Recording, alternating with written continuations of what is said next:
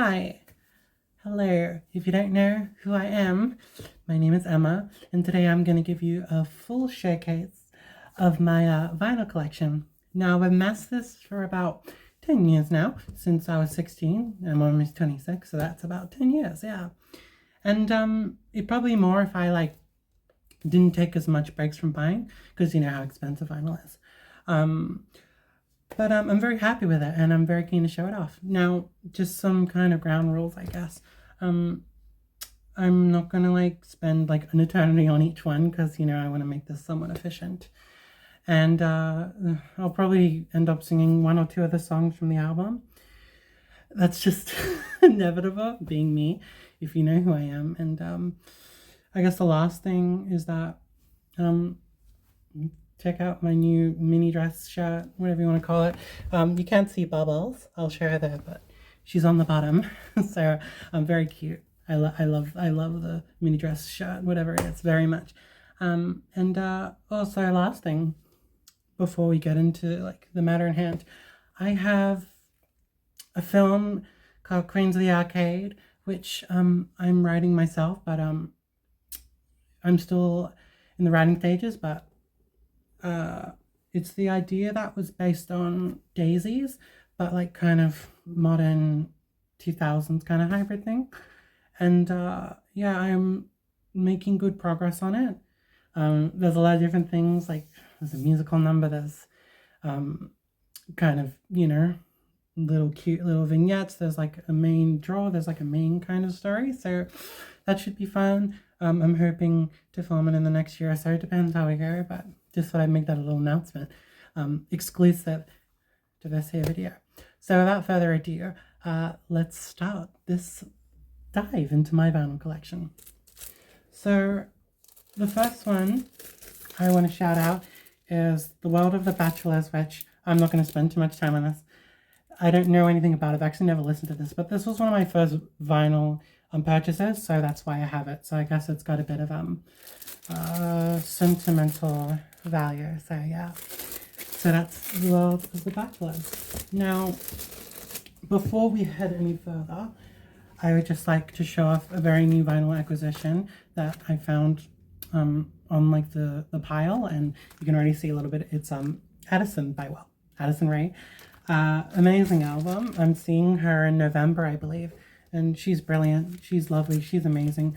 I think that she is able to hit all of my comfort points with pop, and while making something that's kind of unique to her. So yeah, she's just kind of one of a kind, and yeah, she's so sweet. And I was there for her day one, even before she became cool. I was there for her from day one. So no one else can lay claim to that. So suck it.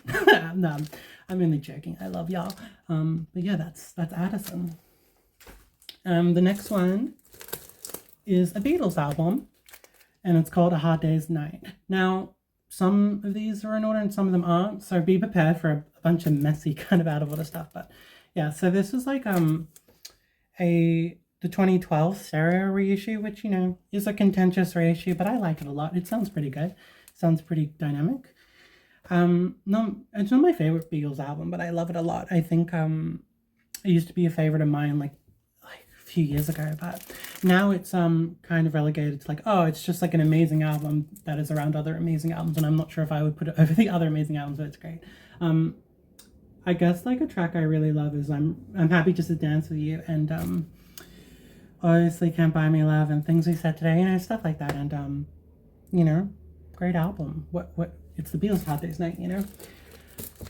Now the next one is special. So I have quite a few original pressings of Beatles albums, and this one is Beatles for Sale, and this is for a mono version from 1964. Yeah, 1964, and it's really cool. Some of these you can't see the back because I don't want to have to keep, but there's the back for you. And at one point I called this my favorite Beatles album, and that wasn't too long ago, and it's still probably up there. I don't know, but I can't go wrong with songs like Honey Don't and What You're Doing, stuff like that. So yeah, goddamn, it's Beatles for Sale. I'm very lucky to have an original of this. Now, here's this like bootleg I picked up. It's called Beatles Greatest Hits Live, and it's what it sounds like. It's got a bunch of songs from the live dates, like Philadelphia Convention Festival Hall, Budokan Hall, Tokyo, Japan. Sorry, I probably butchered that. Palace des Sports, Paris, France, and the ABC Theatre. So it's got quite a few iconic ones, and it's a nice little compilation. Like, the audio quality isn't like amazing, but it's just good to have this because they don't really have a lot of live stuff on vinyl, and it depends on the song, but most of them are pretty good. So yeah, love this one. It's definitely a doing chores type album. Now the next one is Help, which is also an original pressing from 1965, mono. I think this celebrated, it celebrated its 60th anniversary, and this was also one I laid claim to calling my favorite. This was the one I called favorite before my current favorite, which, if I had to pick, is Let It Be. But don't get mad at me. Like, I call so many of them favorites at different times depending on my headspace and all that stuff. But yeah, no, love this album. It's Only Love and, like, you know, Tell Me What You See. Beautiful songs. So sensitive and beautiful. I don't know. Yeah, Help. Okay, the next one we have is a Capitol album by the Beatles called Beatles 6. I love this little compilation album, whatever you want to call it. It's got a lot of songs I like on it, like Yes It Is, Kansas City, Bad Boy. You can only actually, back in the day at least, you could only get Bad Boy on this compilation. They actually didn't issue it in the UK. So really, if you're in the UK, there was like a Beatles song you had no idea existed. There you go. And I love this cover of them. I think it's a really, like, formal, casual cover, but, like, it's kind of like, I don't know, they're cute, aren't they? They're just a bunch of cute little boys. And, you know, I'm not necessarily for that team, but, you know, I got to acknowledge the slay, the cuteness. But yeah, Beatles 6, I know. I like having a Capitol album, you know, they're really fun. And this one's unique because it's not really like a Revolver US or Rubber Soul US, so it's different. It's got a different vibe to it. Speaking of Rubber Soul, here it is. This is an original, I think. Yeah, mono again. Yeah, the back cover, if you want to see that. There you go. Great album. I mean, I don't think this has ever been my favorite by them, to be honest, but I think it's the last of their, like, boy band phase. To me, I don't think they really got out of it until Revolver, but I love their boy band phase. I love when they were cute. Like, they wanted to be cute. You know, like, God bless them. Okay, the next one is a Revolver original press, mono, 66. Honestly, this album's so weird. It's such a weird album. Like, I love how kind of eclectic and diverse it is, but honestly, the track I've been playing recently is Good Day Sunshine. Yeah, Good Day Sunshine. God, I love that song. I should put it as my alarm, actually. But yeah, Revolver, I think just in terms of the quality, right, like, because I haven't really talked about the quality of, like, the original pressings. Most of them are actually really good. They're very punchy and they sound good. Like, I don't think I have it properly set up because apparently you need to, like, have a cable that makes it truly mono, because my my needle, it's called something else. Stylus. My stylus is a stereo stylus, so it wouldn't be accurate, but, like, it's good for what it is. Yeah, great album. Look, it's fucking Revolver, you know. This is also an original pressing of Sgt. Pepper's Lonely Hearts Club Band. Yes, from 1967, and yeah, you know, I the remix and this are tied for me in terms of, like, oh, which version I prefer, but yeah, can't go wrong with the mono. This doesn't have the original, like, inner sleeve, but it does have the I'll show it actually. I won't show everything because it'll take too much time, and I don't really want to. But I'll show you the original insert. Like, look at that. Still have it. It's really cool. But yeah, this probably is the most kind of degraded sound quality of my original pressings, but it's good to have it. Like, you kind of got to have this in your collection, and it has, like, this smell to it that's, like, smells like it's from 1967. So, you know, almost 60 years ago. Crazy. Maybe by the time you watch this video, it will have been 60 years since it came out. So, you know, drop a comment if you are watching this at that point. The next one is Magical Mystery Tour. This one has been like kind of hailed as the best psychedelic album they ever did, and I think I would have. It's hard to say for certain, but as someone who's not like psychedelic, I'm not a ride or die psychedelic Beatles person. Um, this I think it's pretty much the best one, but it's the Beatles. Like, what am I supposed to do? Your mother should know. Bang on. Yeah, I'm the Walrus. Um, oh yeah, this has like the booklet that came with it. Like, oh, it fell out. It fell out. See, that's the thing about old pressings is that things fall out. But it's all good. But yeah, I won't show you too much, but I'm sure you can look up online the photos. But yeah, great album. Love it so much. Like every song is like amazing, basically. This is an Australian exclusive pressing of Magical Mystery Tour, which I found in a thrift shop. And the thing is, apparently this is quite rare, so I have no idea how this ended up in the thrift shop. Like crazy. Alternate cover's kind of cool, but this is the white album, but I found this one in a thrift shop as well. And it's only half of it. I think it's only the third and fourth side, unfortunately. But hey, it's good to have it. I bought it for $2, why not? Next is a compilation. It's 62 to 66, and it's good to have this just if I want to kind of play a bunch of Beatles songs from that period without having to constantly change albums. So like that's nice. I promise this is the last of the Beatles stuff.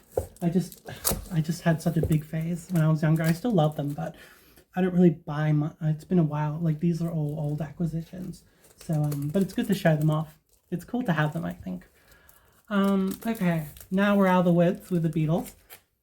What do we have here? Funky. It's the Beatles. Sorry, it's the Beastie Boys. The Beastie Boys, Paul's Boutique. It's this kind of raving mad rap album by a bunch of like frat turned dorks, and they say they were never frats, but they kind of were.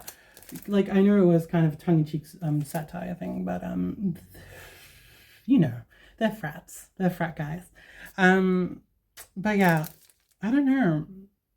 I think my favorite song, or like one that always stands up, is the medley at the end, but also 3-minute Raw and what was it called? The Sounds of Science. Yeah, that's the one. But yeah, this one sounds great on my turntable. I think this is not the original, but it's a reissue that came not too long after the original. So it's still the same master, it hasn't been remastered at that point. So it's cool to have this, and yeah, it's got the Capitol label and stuff, and that's really cool to see. And I don't know, it reminds me of like Beach Boys albums, which I have some coming up. But until then, we have the Black Keys Rubber Factory, really good blues rock album. I used to listen to it so much more, but I still listen to like quite a few highlights, like All Hands Against His Own and Act Nice and Gentle. And they can be very delicate and melodic, but they can also be quite rough around the edges too, especially during this period. I listened to their new album, the one released this year. I can't remember the title, sorry. Which was actually my favorite since Brothers, I think. That was really good. I think it could grow on me and become like one of the favorites like in this caliber. But yeah, Rubber Factory. I think this is just a reissue. I don't think this is original. But yeah, Rubber Factory. Now, okay, here we have my host of Blondie albums, and I love Blondie. If you know anything about me, I love Blondie. Debbie Harry is that bitch. She is that bitch. And she just has so much charisma and personality, but I've always liked her lyrics so much, and what she brings to the table in that sense. I really like this back cover. I think it's just like cool dorky adorableness, if you dare. They had that cool dorky adorable thing going on. But yeah, this is actually like one of the best albums. I mean, Kung Fu Girls and like Rip Her to Shreds and like pretty much all of them. Like I liked how sci-fi and kind of like old school they were at this point on the debut, but yeah, it kind of gets overlooked in comparison with like Parallel Lines. But it's really good. I love Blondie so much, and I have quite a few of them coming up. I've got a few of them. So next one I have Plastic Letters. Yeah, Plastic Letters. And great album. I don't listen to this one as much, but it's really good. I mean, it's different from the debut, but you know, it's got the with the Beatles syndrome for sure. It definitely has that same quality. And of course, we have Parallel Lines. I mean, it's a blockbuster album. It's got so many tracks, and I don't know, I like tracks that didn't make like too much of a splash with me like back in the day. I love so much now, like I'm Gonna Love You Too, Just Go Away, and Will Anything Happen. But you know, Pretty Baby and like 11:59 are obviously like, you know, monster tracks that, you know, I can't imagine anyone not liking. Like they're they're amazing. But yeah, Parallel Lines, oh god, love Parallel Lines. Next up on the table we have Eat to the Beat. And I'll tell you what, I think this is just as good as Parallel Lines. And it has one of the best tracks, Shayla. I love Shayla. Victor, Atomic, Sound Asleep. I mean, the list goes on. I love this cover too, and like, it's got all the band members, but that's the thing about releases back then, is that they would sometimes spread people from front to back, and you'd be like, oh, where's this member? And in the streaming era, it's like, well, they are there. You just, in vinyl days, like, you could just flip it and you'd see them. So like, that's why. Just pro tip. Okay, here we have Blondie, Auto-American, which might be my favorite album by them. Controversial, I know, but I just love the synthy 80s reggae. There's new age sounds and there's all sorts of things. Like, they really branched out with this one, and like, it's kind of a great last hurrah. And I know they continued on with one album and they had a reunion, but to me, this is kind of their peak, I think. Yeah, I know, I love this album so much, and I don't know, it's definitely a shaking my ass in my room type album, for sure. Okay, now we're done with Blondie. We have, just checking something, Bad Bad Not Good, 4.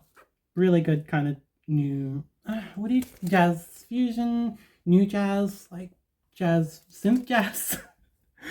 Yeah, it's, there's actually quite a few kind of catchy and like infectious tracks, like ooh, ooh, ooh, I see it in your eyes every time, you know, that song. And like, you know, Speaking Softly, or Speaking Gently, sorry. I don't listen to this pressing a lot, but I do listen to songs on streaming a lot. Like, if I don't know what to listen to, I'll listen to one of those songs. Like, it's just I like the textures and kind of like how encompassing it is, and it's well mixed. Here it sounds fat as hell. So yeah, 4 by Bad Bad Not Good. This is Will Rebel Yell. Billy Idol. It's Billy Idol. Look at him. He's just like, he's so hot. He looks so tough, but he's so like, he's so boyish. He has the boyish charm going for him. And then you have this guitarist on the back, and then you have a shadow. This has like some of the most like kind of old-timer tracks he did, like Eyes of Outer Face, Blue Highway, Catch My Fall. Like, Catch My Fall is so underrated, it's ridiculous. Like, I feel like that's just kind of on the same level as like Eyes of Outer Face. And this whole album I love a lot. It's grown on me the more I listen to it. And like, I don't know, I like how kind of like camp he is. While being sincere, like, he doesn't, you know, he's still emotionally engaged, but he's like camp, and he's like rough, but he's like soft, and he's great. I love Billy Idol. You know? Okay, next album. Oh, I think I know. Oh my god. You guys are gonna be so happy with me. I have an original stereo copy of Bring It All Back Home by Bob Dylan. This is like, of all of his like 60s album, this is the one I'll probably go to the most if I want a casual listen, just because it's got like hooks for days, and the lyrics are fantastic, and it's got like some of the best tracks he ever did on it. Like, It's Alright Ma, obviously, She Belongs With Me, Love Mine Is Zero / No Limit. Like, goddamn, this album, like, it's a monolith. It's crazy.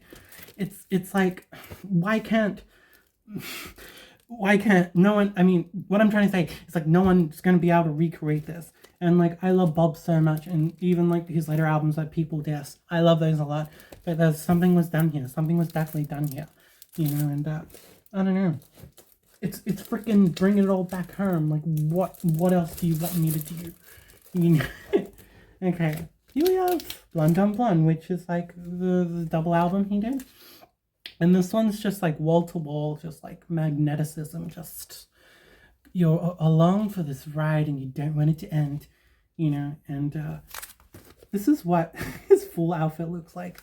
If you have the vinyl, you can actually see the entire like thing. And there's this nice gatefold, which I'll show you. I'm a little selective in what I actually show off in the pressing. I'm going to rip that. Anyway, I rip things on this channel. You can see, if I could show it on the camera. All right, here we go. I got it. You can kind of see it. It's hard to show off, but yeah, it's awesome. Apparently there was like this person, this girl that they had photographed like in the gatefold, but they sued because, I don't know, she didn't give like consent for her likeness to be used. So I don't know. Every pressing since then is just like hasn't had the original, and it's that's a shame. It's a nice photo, but I get it. You know, some girlies don't want to be in a Bob Dylan album, and like that's okay. But yeah, that's Blonde on Blonde. Okay, the next one is this Bog Skaggs thing. I've listened to this like once, okay, and I don't remember much, so I'm not going to speak too much, but yeah, it's good. That's what I'm going to say. Here is the Beach Boys Today. It's not a US, unfortunately, but it is an original UK, so that's just as good to me, and it sounds great.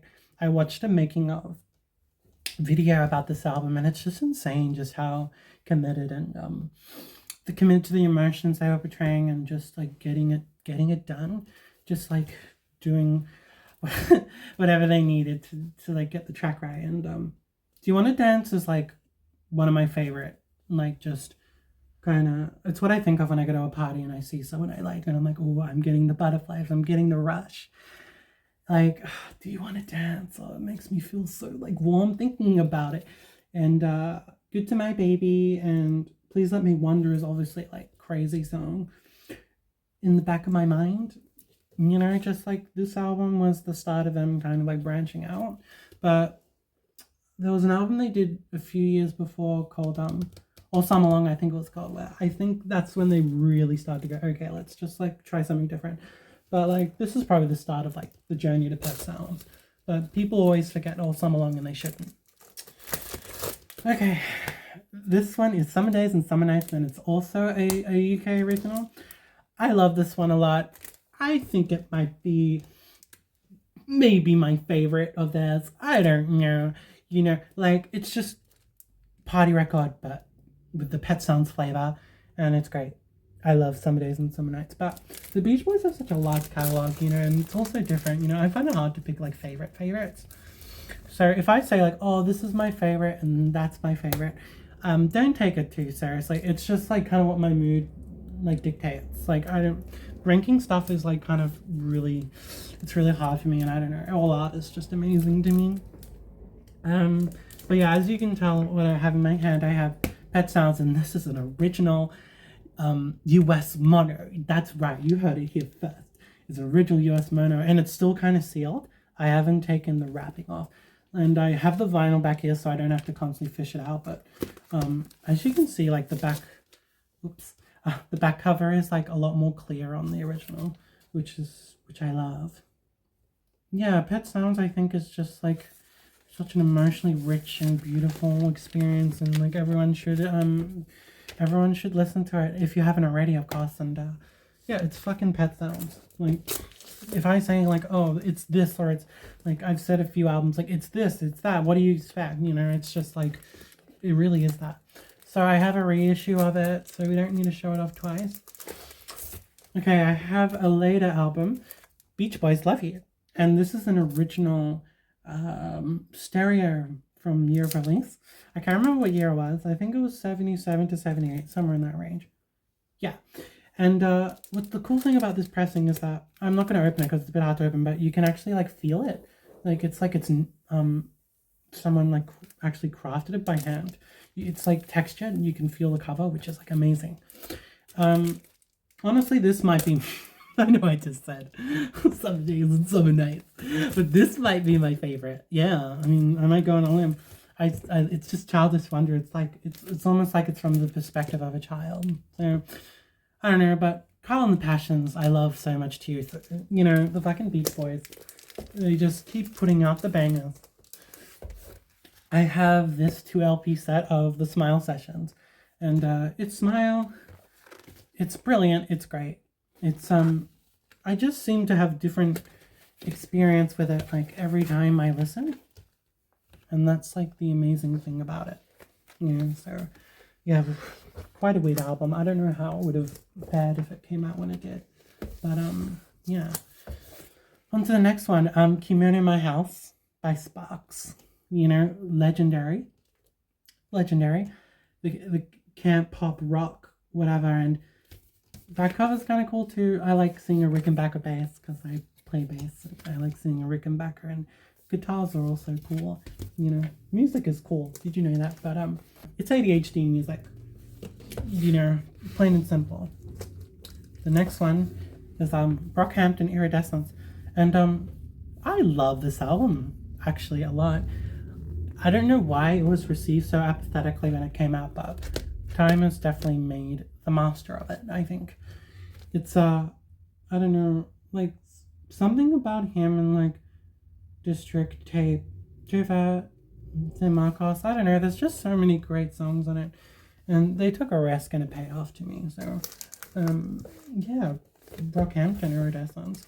Glenn Campbell. This is one of the first finals I got. And it's cool. I haven't really listened to this that much. I tried it once. I was like, this is cute, but I don't know if I'd come back to it a lot. So yeah, Glenn Campbell, he's cool. You know, he's written some amazing songs. Now this one is one I really love having. It's by Diane Renee, and it's called Navy Blue. And like, not all the songs are about sailors, but like the main drawer is it. And like, I love. It's like the cutest little album from like, you know, that time when you could still make albums like these, like 64 to 65. It says 64 on the back, and I'll show you the back cover. And I love this little like photo of her here. She just you can see it. She just like looks so darling, and she looks like she knows the kind of album she's made. Just like you just blow up with like blah when you listen to it. But yeah, I gotta listen to this again actually. Maybe I'll give it a spin after this. Like that. Yeah, it's a cool album. Okay, we've hit the Elton John. So I might just like bum rush through these because I don't have a lot to say, because it's I think the thing is like Elton John is someone that when I listen to I'm just in it and I don't think too much. So that's partially why. But yeah, we have Captain Fantastic. Not my favorite by him, but it's like it's great. Then I have this like whoop. This one's old. I have this compilation by him. It's cool. I think I've only listened to this compilation like once. So yeah, can't go wrong with a compilation. Oh, this is an Elton, but it's Christopher Cross. He did that song called Sailing, and I believe it's on here. And it's, yeah, I've heard this album on a few occasions, and it's great. I just love like the easy listening kind of like rock pop sort of stuff, and he like does it with such a light touch, and it's great. It's good stuff. I don't listen to it too much, but it's always great when I put it on. Okay, the next one is Honky Chateau. I forgot I had this one actually, but yeah, some people say it's like his best, but I'm not sure about that. But it's good. It's really good.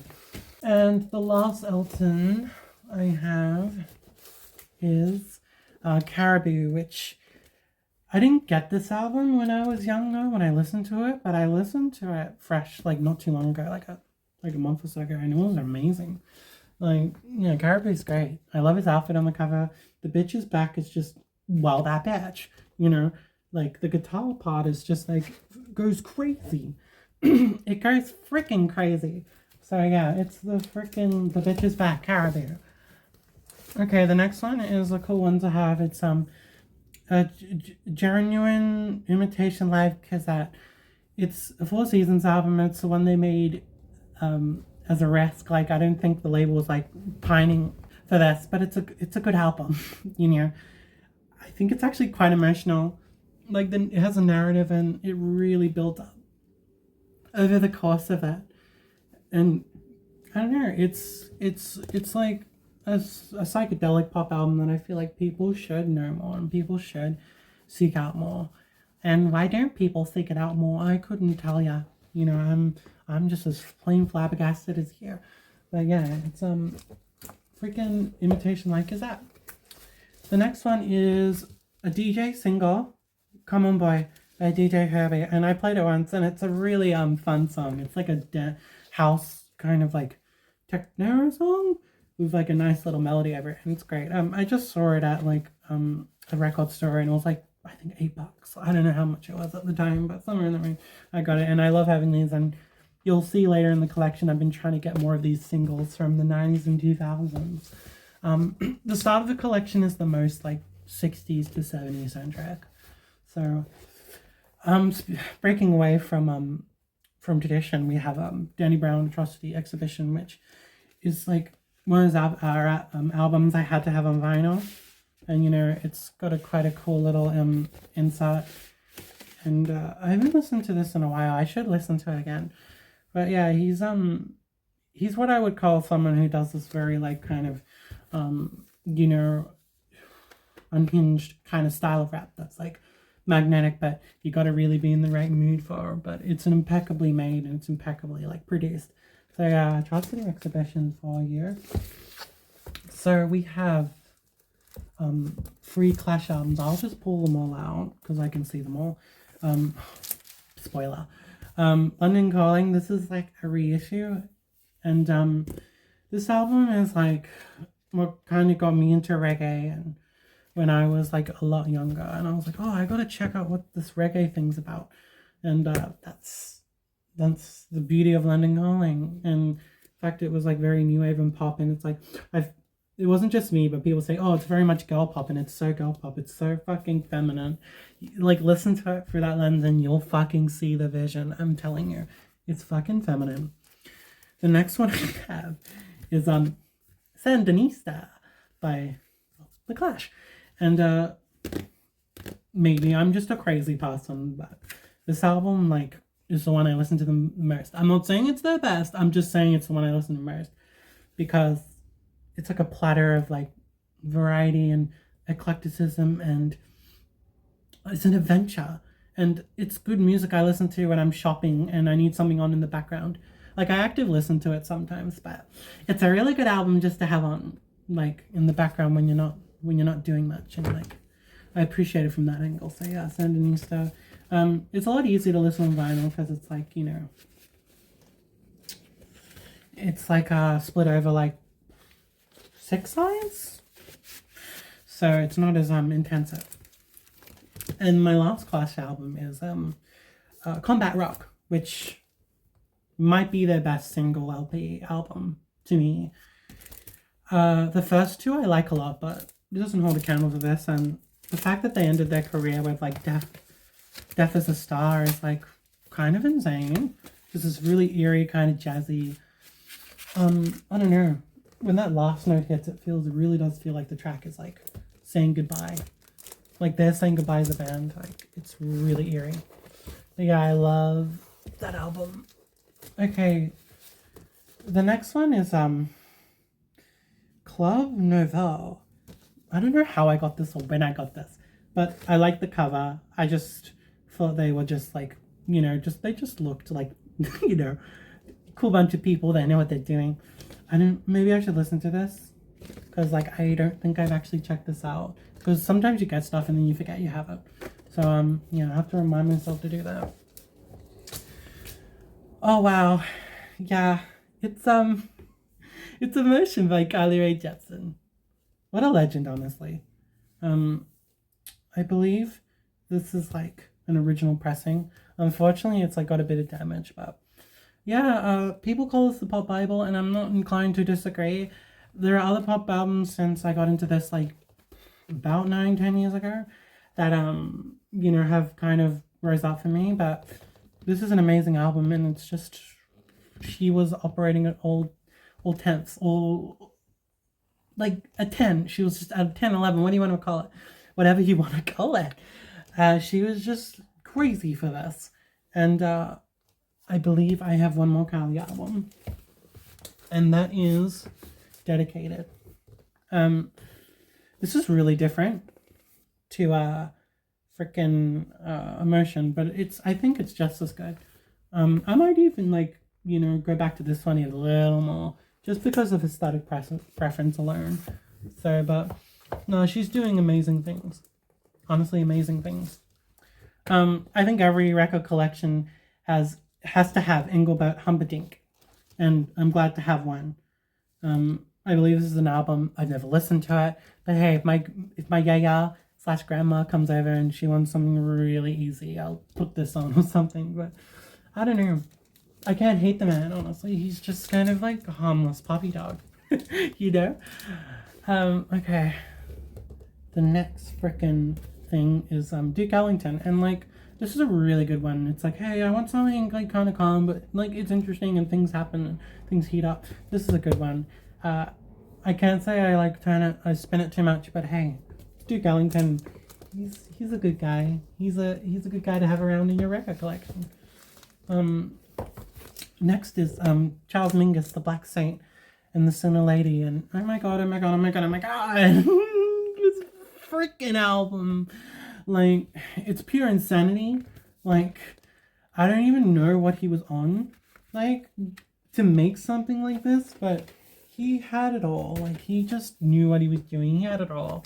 Like and all the plays sound like they're just having like the time of their lives on it. Just like the absolute ball. It's like the freaking ball. But yeah, it's freaking hell. The Black Saint and the Sinner Lady could like, tear down a city with how powerful it is. Transcendent, honestly. Freaking sentient.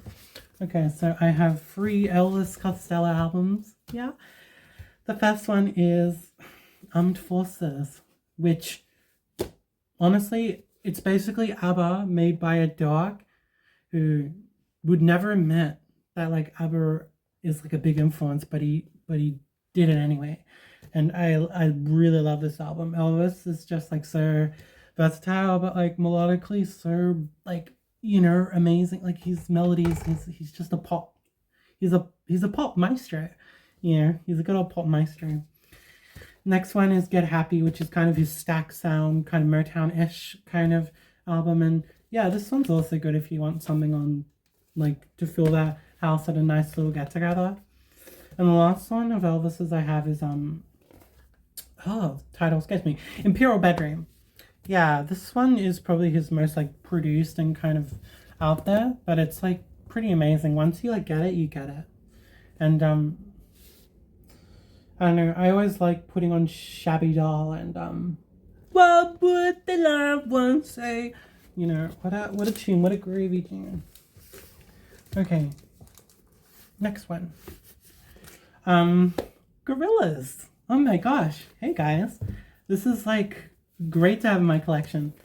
Oh god. This album like formed me. Like a lot of my aesthetic preferences I think in music come from this like they kind of took from like Dido and a lot of down tempo at the time, but they kind of made it their own in this kind of zany little stew of like stuff, and it's great. And I have to show you the gatefold because the gatefold's really cool. But yeah, that's the gatefold.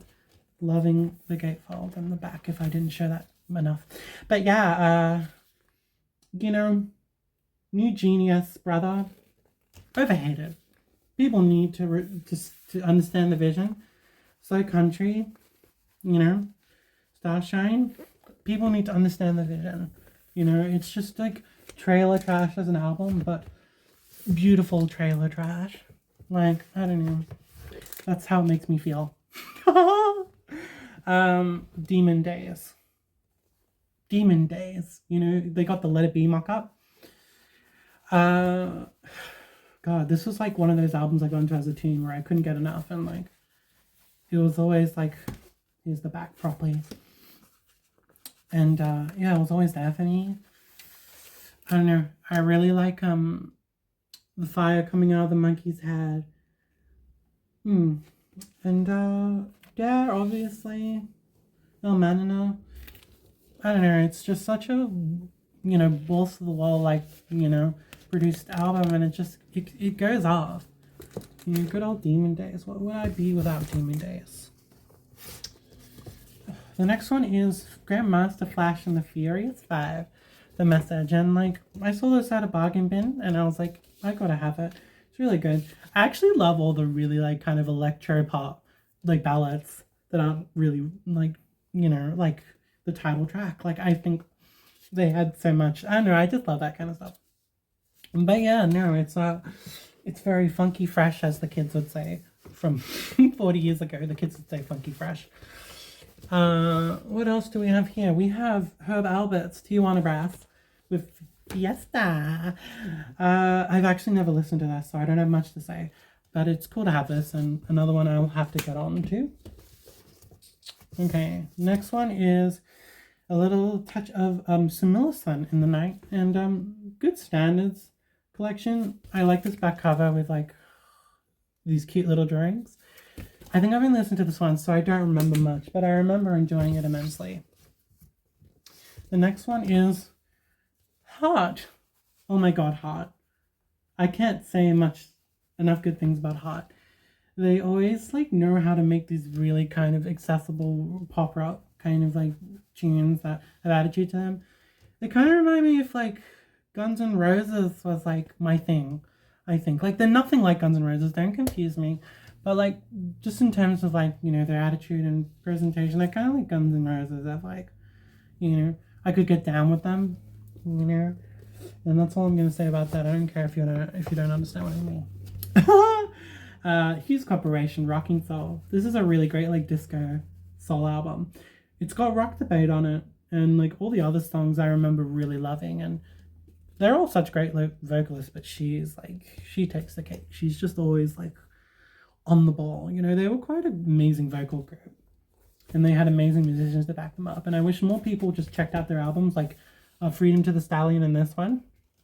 I mean, like, oh yeah, like I freaking wish more people understood. Billy Field, Australian artist.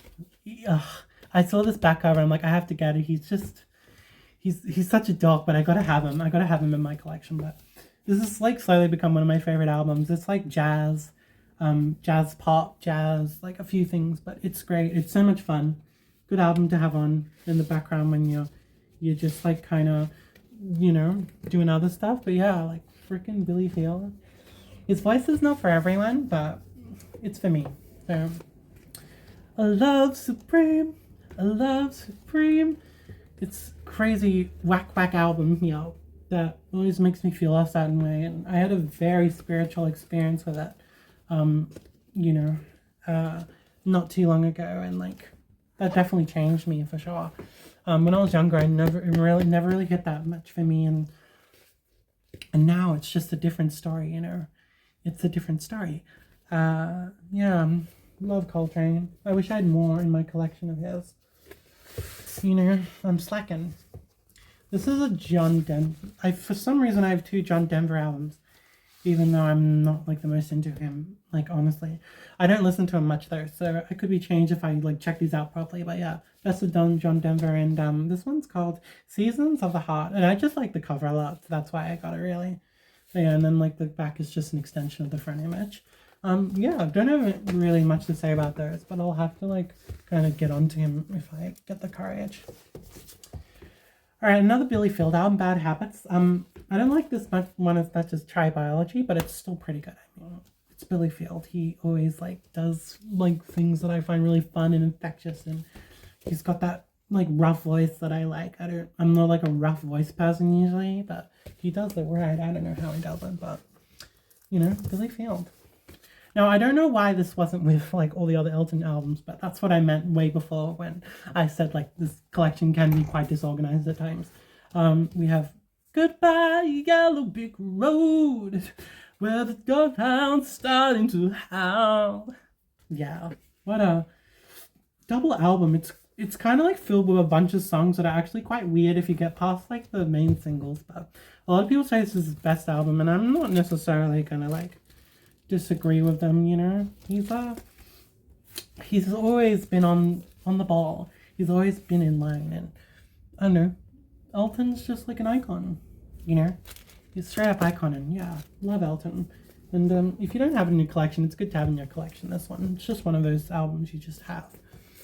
Okay, the next one and the last one for the first shelf, and there's 3 more. Strap in. Is Color by Numbers by Culture Club. I'm losing my sense of language. It's great. I mean, I love like just the steadfast 80s pop, and you know, I love that song that goes, "You're gonna miss me, you're gonna miss me blind, yeah." And I like the very very gay kind of like album back and front. But yeah, he's just Boy George. He's like he sells you his like kind of personality to you rather than necessarily his pipes. But that is his pipes. That's his like brand, and like that's what makes him good. I think anyway. But yeah, like freaking Culture Club. I mean, yeah, I gotta listen to this one more, but it's like always a pleasure when I put it on. Okay. So yeah, we're on to the second shelf. This one's a little bit shorter, I think, but we'll see. We'll see how we go. So first up on the chopping block is another John Coltrane, and this one's called Giant Steps. Kind of similar feelings to I Love Supreme. I don't necessarily have a mountain of words to say about this one, but it's definitely more of a casual Coltrane album, and I don't know, Namer is just like such a beautiful little song and melody, and like, oh, rips my heart to pieces like every time. So yeah, Giant Steps, you gotta love it. The next one is Isolation by Kali Uchis. I don't know, this was like such a formative album for me back when it came out, and I used to just listen to like Resto Plenta and like Tyran and Feel Like a Fool all the time because I was just obsessed with like the modern pop soul kind of like infusion thing. It was just like such a revelation to me at the time, and I don't know, I love Isolation, and she's released some great stuff after too. This one's This Old Dog by Mac DeMarco. Now, I listened to this a lot more back when it came out, and now it's like, oh, I'll throw it on once in a blue moon. But you know, I like it. Like, it's, some people say it's his best album. I don't know. I'm not really that much into him to determine that for you, but yeah, it's just very cozy bedroom pop, you know, indie rock type stuff. Okay, next one. Oh my god. Let me just hug it. It's Kate Bush. It's Miss Kate Bush.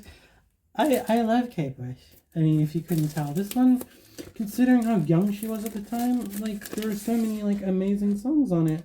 Like, saxophone song, Kite, The Man with the Child's Eye, Wuthering Heights, Wuthering Heights, it's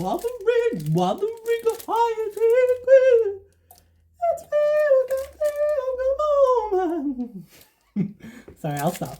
But yeah, I mean, this is an original, I think, from, I got this at a record fair. It's an original from the year it came out.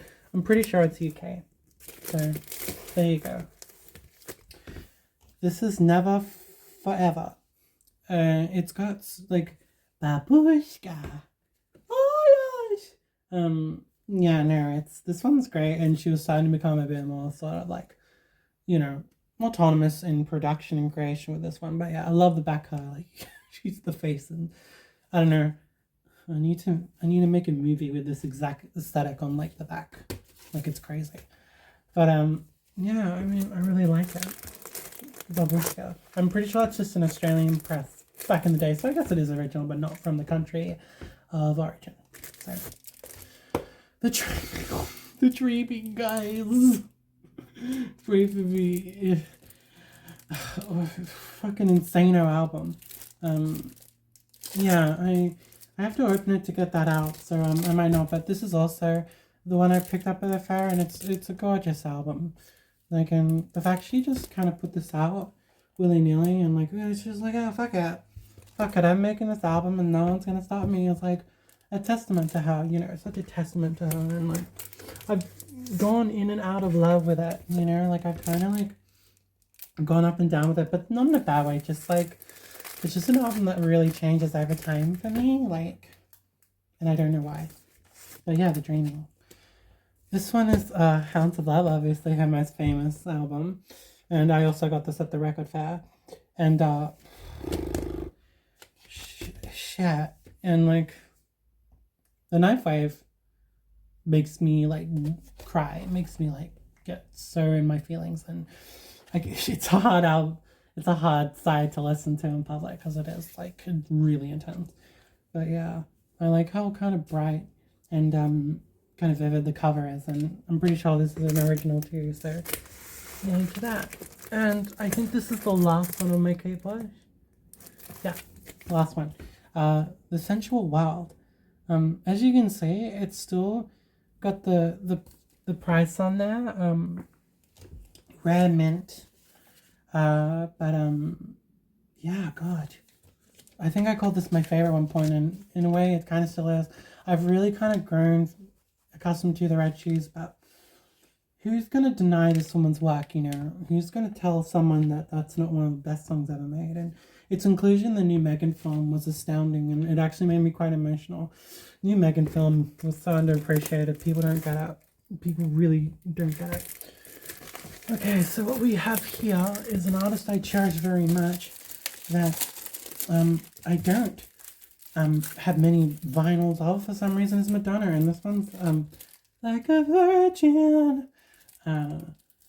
Yeah, Like a Virgin. I love Like a Virgin.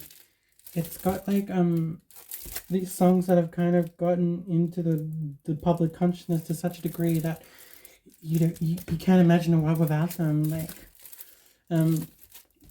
we have Material Girl, like a Virgin, obviously Angel, Pretender, like, what the hell? What the hell, girl? You coming out like pretty much out of the gate with this shit? Like, Jesus. But yeah, she's one in a million. I love her so much. And I gotta have more records by her. And the only other one of Madonna's I have is True Blue. And I'll show that here. Just an album cover you see. It's like, oh, I gotta have that. And I love how it still has the hype sticker from back in the day. I have no idea if these are original pressings, but I wouldn't be surprised if they were. But yeah. I forget sometimes she was on the same label as the Talking Heads were. Sire? Like, that's crazy. Like, they're so different, but they're also kind of familiar. I guess they're both new wavy at that time, so I guess that makes sense. This album raised me as a kid, so I just wanted you to know that before I show it off, because you just gotta know what it means to me. Songs about Jane. Songs about freaking Jane. Take a shot every time I say frickin' in this video. I think you would die, so actually don't do that. I don't want to be liable for any deaths. But yeah, no, this album is just kind of like roasting on a open fire on a Sunday night, and you're thinking about things, and you're kind of just like in your own world. But you remember the people you've loved and the people you've lost, and I don't know, the band was just in great synergy here. Like, they all sound so tight and dynamic, and it's mixed so well. Yeah, songs about Jane means so much to me. One of the first albums I really got into, and I'll point out when it's an album that it's formative. Like, it got me into music. I have the next one. It Won't Be Soon Before Long by Maroon 5. I think it's just as good as the debut. It's a lot different. I wouldn't go in expecting it to be like the same, but it's great in its own right, I think. And like, I don't know, I love It Won't Be Soon Before Long. Back of Your Door is just like a final track no one talks about, and I have absolutely no idea why, but yeah, it has like the iconic singles like it makes me wanna live, and I asked her to stay, but she didn't listen. If you know, you know. But yeah, love that album. Mary Poppins soundtrack. I mean, I had to have this. I saw it in a vintage store, and I'm like, Oh my god, it's the Mary Poppins soundtrack. You know, Julie Andrews, Dick Van Dyke, and great movie. I think I watched it so many times as a kid I've lost count. But yeah, I mean, maybe I should like listen to this vinyl because I don't think I've actually listened to it, but I know the songs. I just haven't actually listened to the actual album, which is an affront to all sensibility. Miles Davis at the Carnegie Hall. This is a really good live recording. Like, you would think it's one of his, like, kind of really big works, but it's not. It's kind of just, like, if you know it's there, you listen to it and you think, oh, it's great, but really good album. I listened to it on vinyl and it was like, wow, this is, like, really immersive, and he's on good form here. So, yeah, good old Miles Davis. I have another Miles Davis album later on. Yeah, I'll show it then. All right, here we have my Monkeys collection, starting with the Monkeys. Now, I'm just going to like talk generally about the Monkeys while I file through all of them, because like I just have quite a few of them and I think that would make it easier. So, first album. Now, the Monkeys were like that group I got into after like I was kind of like, okay, the Beatles are there, but who else is there? And the Monkeys came to me basically. And they mean so much to me. It's actually kind of ridiculous. Like, they are very much my style. They are more pop than rock, which is kind of like more in my zone, I think.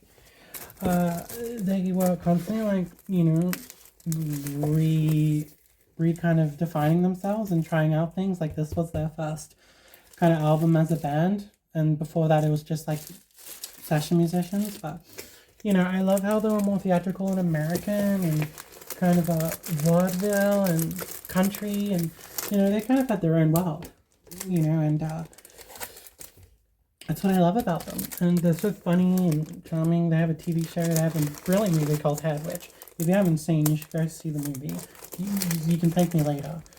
But yeah, the difference between those two live ones is just like this one has like the additional songs. The original didn't have the additional songs, so it's good to have that.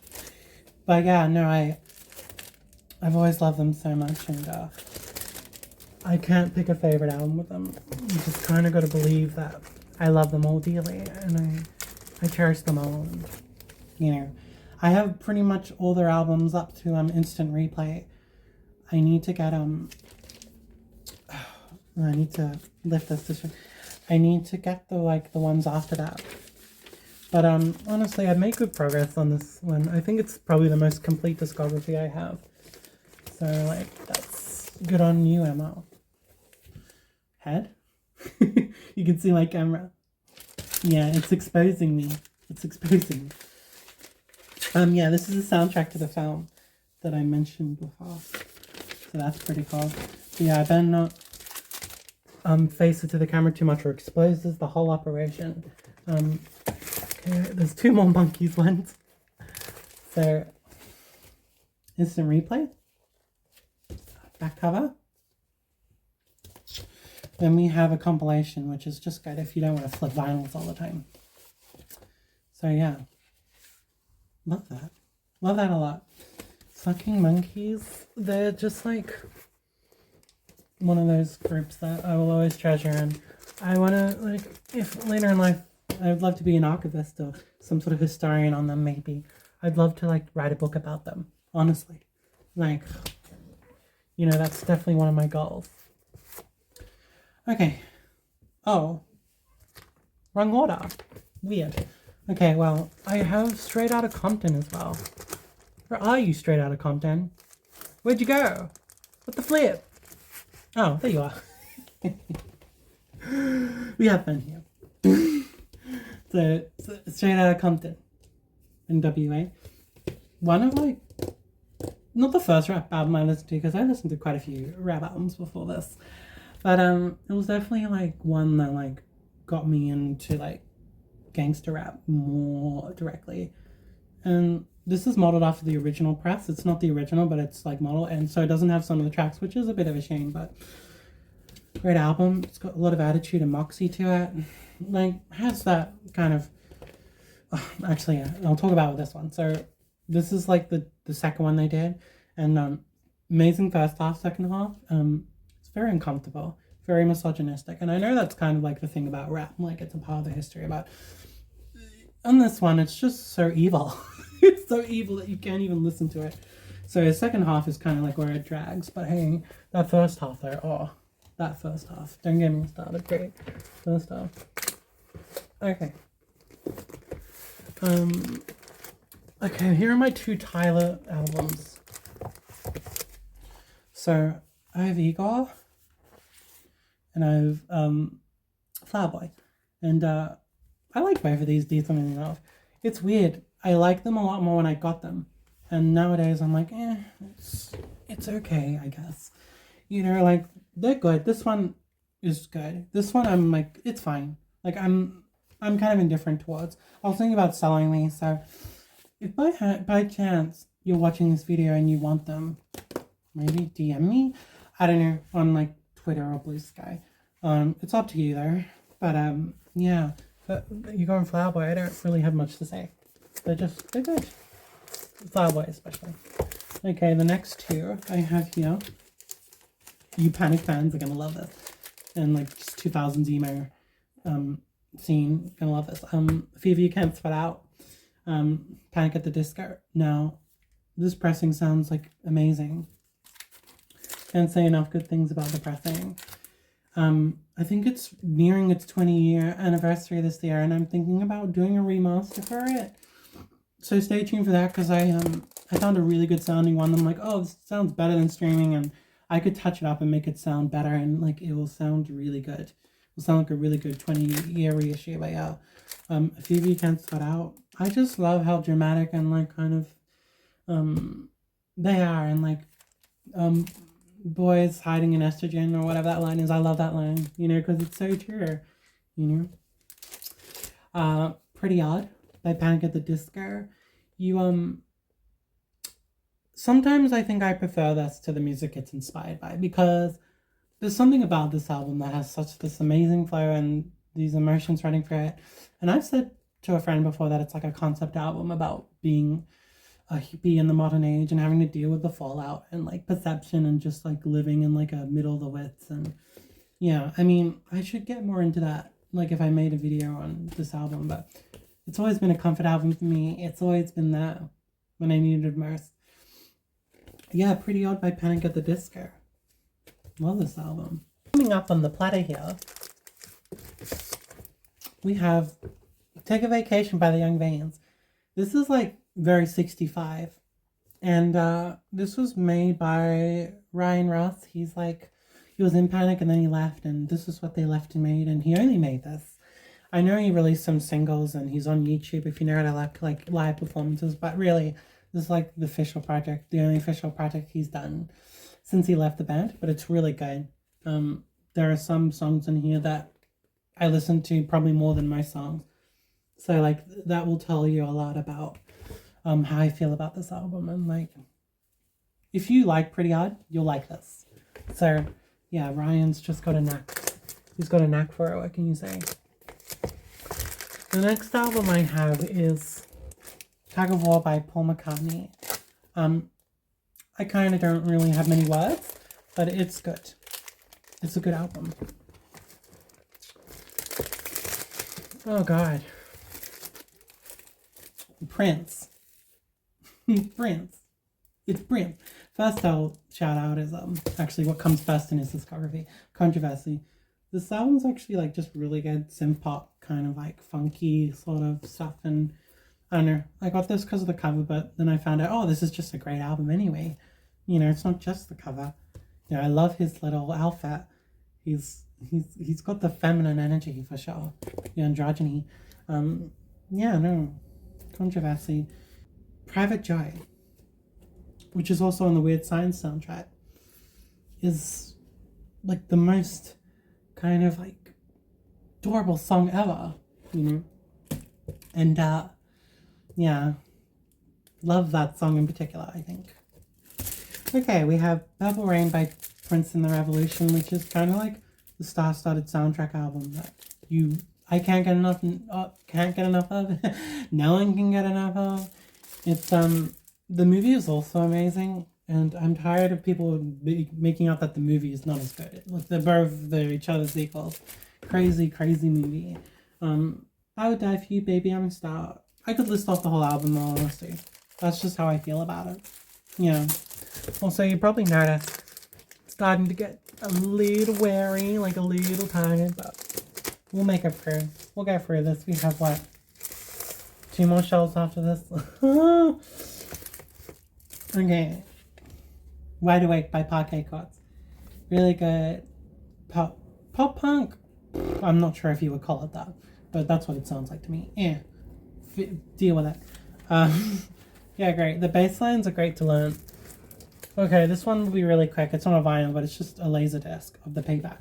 I don't know what. I guess there was nowhere else to put this but the vinyl shelf, and I gotta show you how it looks. It's like a vinyl, but it's like a CD. Like, it's crazy. Oh my god. I should get more of these just so I just like how they look. It's like if like movies were vinyl. It's like crazy. And I'm not sure how good the video quality was, but I'm sure it wasn't too bad. Look how big the disc is. You know, it's gotta be decent. Another one I'll hug. There are some hug-worthy albums, and this is one of them. The Regrets. Feel your feelings for. You gotta say it like that. Probably like some of the catchiest songs I can remember, like I've ever heard in general. Just amazingly charismatic, amazingly like attitude, like the teens. You know, people say teens are annoying or they dog them out so much, but how could you make this when you were like 16 to 18? I don't think so. So they see Leo and like Till Tomorrow and like Pale Skin and You Won't Do, and listen to it. Please listen to it. If you've never listened to it, you've got to listen to it. It's like the energy is off the charts. Like, love that album so much. Rick Astley, Hold Me in Your Arms. Yeah, oh my god. It's Hold Me in Your Arms. I actually love this album more than people would think I would love this album. Like, I think this is like a perfect album. Just pop excellence. Pop. Yeah, the title track is just like one of the most beautiful songs that has ever been made by a human being. I'm gonna be real. And not many people know that or are willing to admit that, but it's true. Hold Me in Your Arms. Wow. Honestly, wow. Rick. Good old Ricky James. It's just Rick, but I like calling him Ricky. Street Songs. And look at him on this cover here. He kind of looks very tired or stoned or who knows what. But, you know, he's cool. He looks cool on it. And the back cover is also, you don't see this as much, but I also love the back cover. Like, this could have been the front cover if, like, he wanted to make it's quite a statement, actually. It would have been quite a statement if it was the front. But yeah, it's like a single machine, like Super Freak and like Give It To Me Baby and you know, Fire and Desire. Like it's like the all-purpose album. If you want to have some fun, come to Rec. Come to Rec. Oh, some of y'all are gonna froth at the mouth for this. I know. Guess what this is? Oh, it's Loveless by My Bloody Valentine, and this is the analog version. There was a digital version, but this is the analog version. I'm gonna show you the gatefold because, like, oh god, it's so beautiful. But yeah, it's like this glossy finish, and I might prefer the gatefold color to like the original. Like, if I can choose the cover, I always put the blue cover instead of, to be honest. Like, I don't know, I guess, but I love both so much. But Loveless is just one of those albums good to like jam to and kind of like work on your texture with. Like, I had a night where I just like kind of blasted my guitar and like made textures and made chords and improvised, and it's great to develop your like playing for me because I love working with texture and pop kind of progressions, and like My Bloody Valentine Loveless does that for me. So it took a minute to get it back because I don't want to damage this beautiful vinyl. But yeah, it's great. Blown a Wish. Blown on a Wish, like, the one goes, ooh, wow, ooh. Oh, God, that song just, like, blows me away. And there was one point where I didn't get it, but I get it now. Okay, so you all can, like, shut up and just go, okay, well, she gets it now, so we don't have to berate her. You know, I get it now, I promise. Okay. Let's see, where am I up to? I lost my spot. Okay, I found it. Now, I won't say much about this one. Never listened to it. It was just one of my first, same back and front, vinyl records I ever got. So, it was good to have. Maybe I should listen to it. I'm not in a rush there.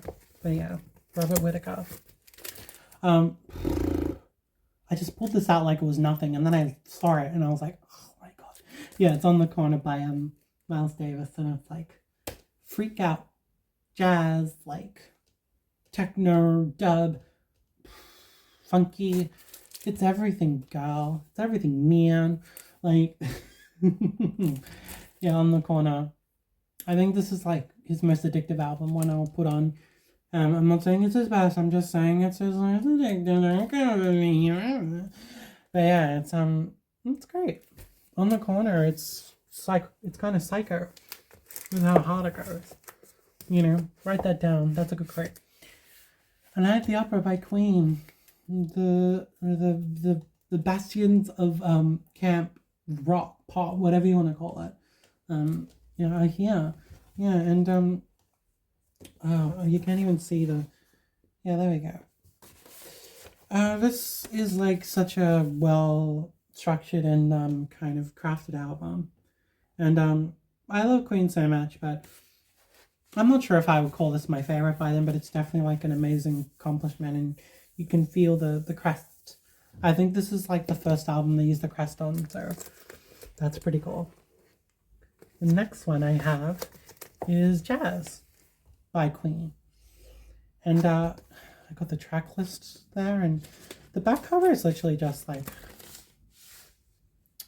the front but white, and look at that. Beautiful boy.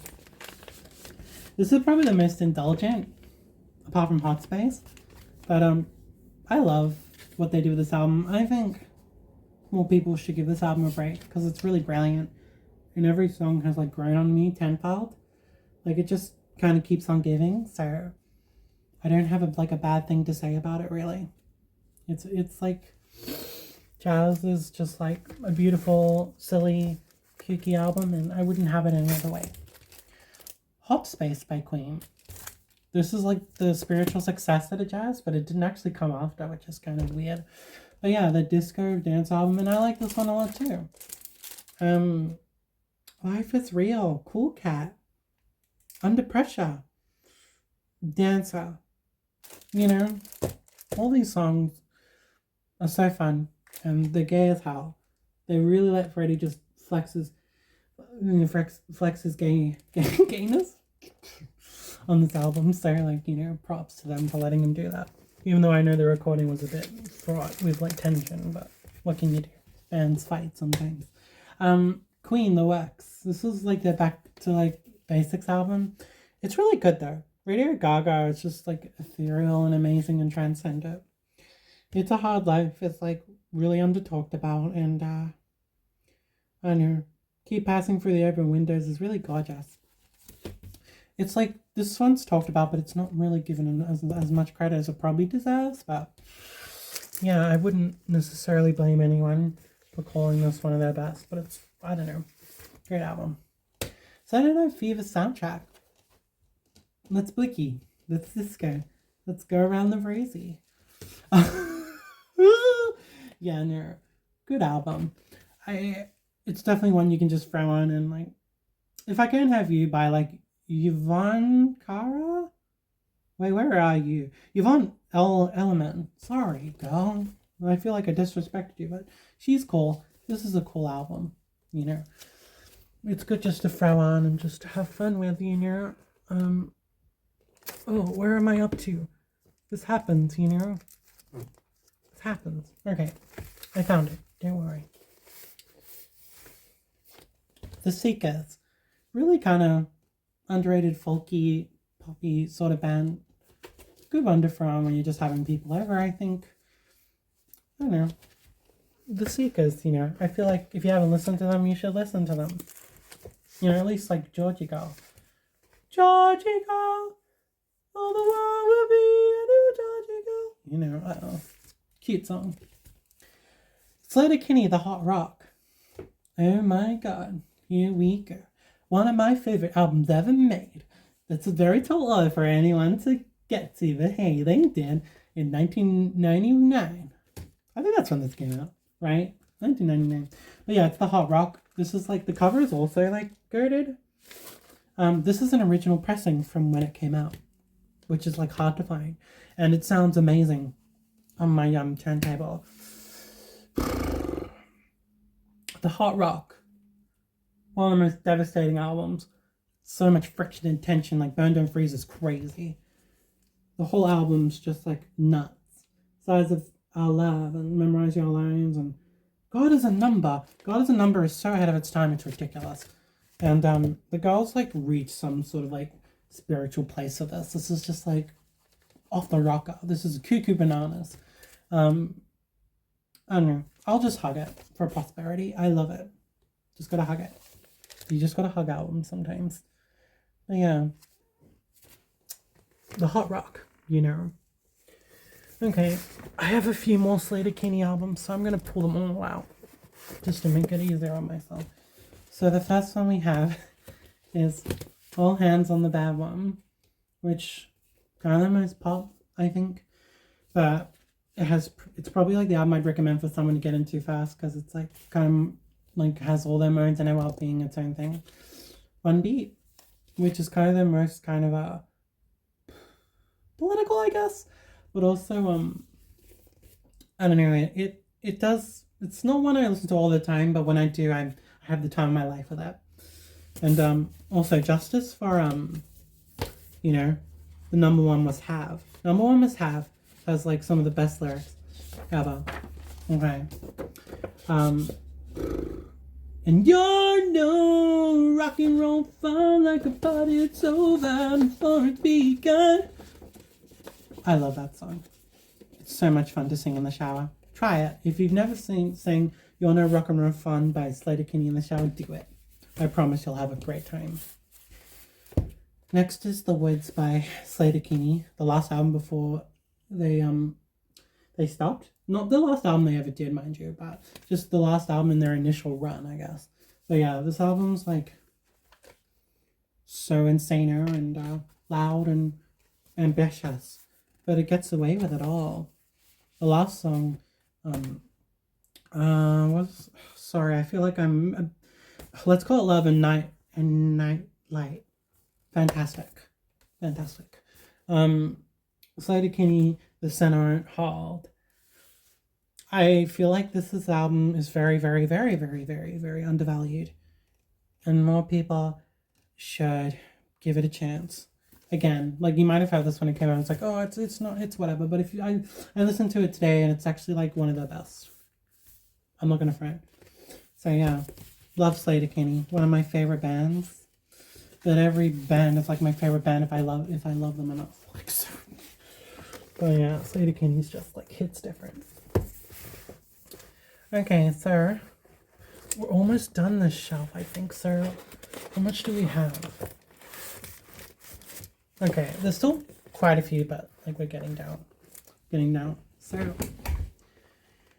next we have The Shags, Philosophy of the World.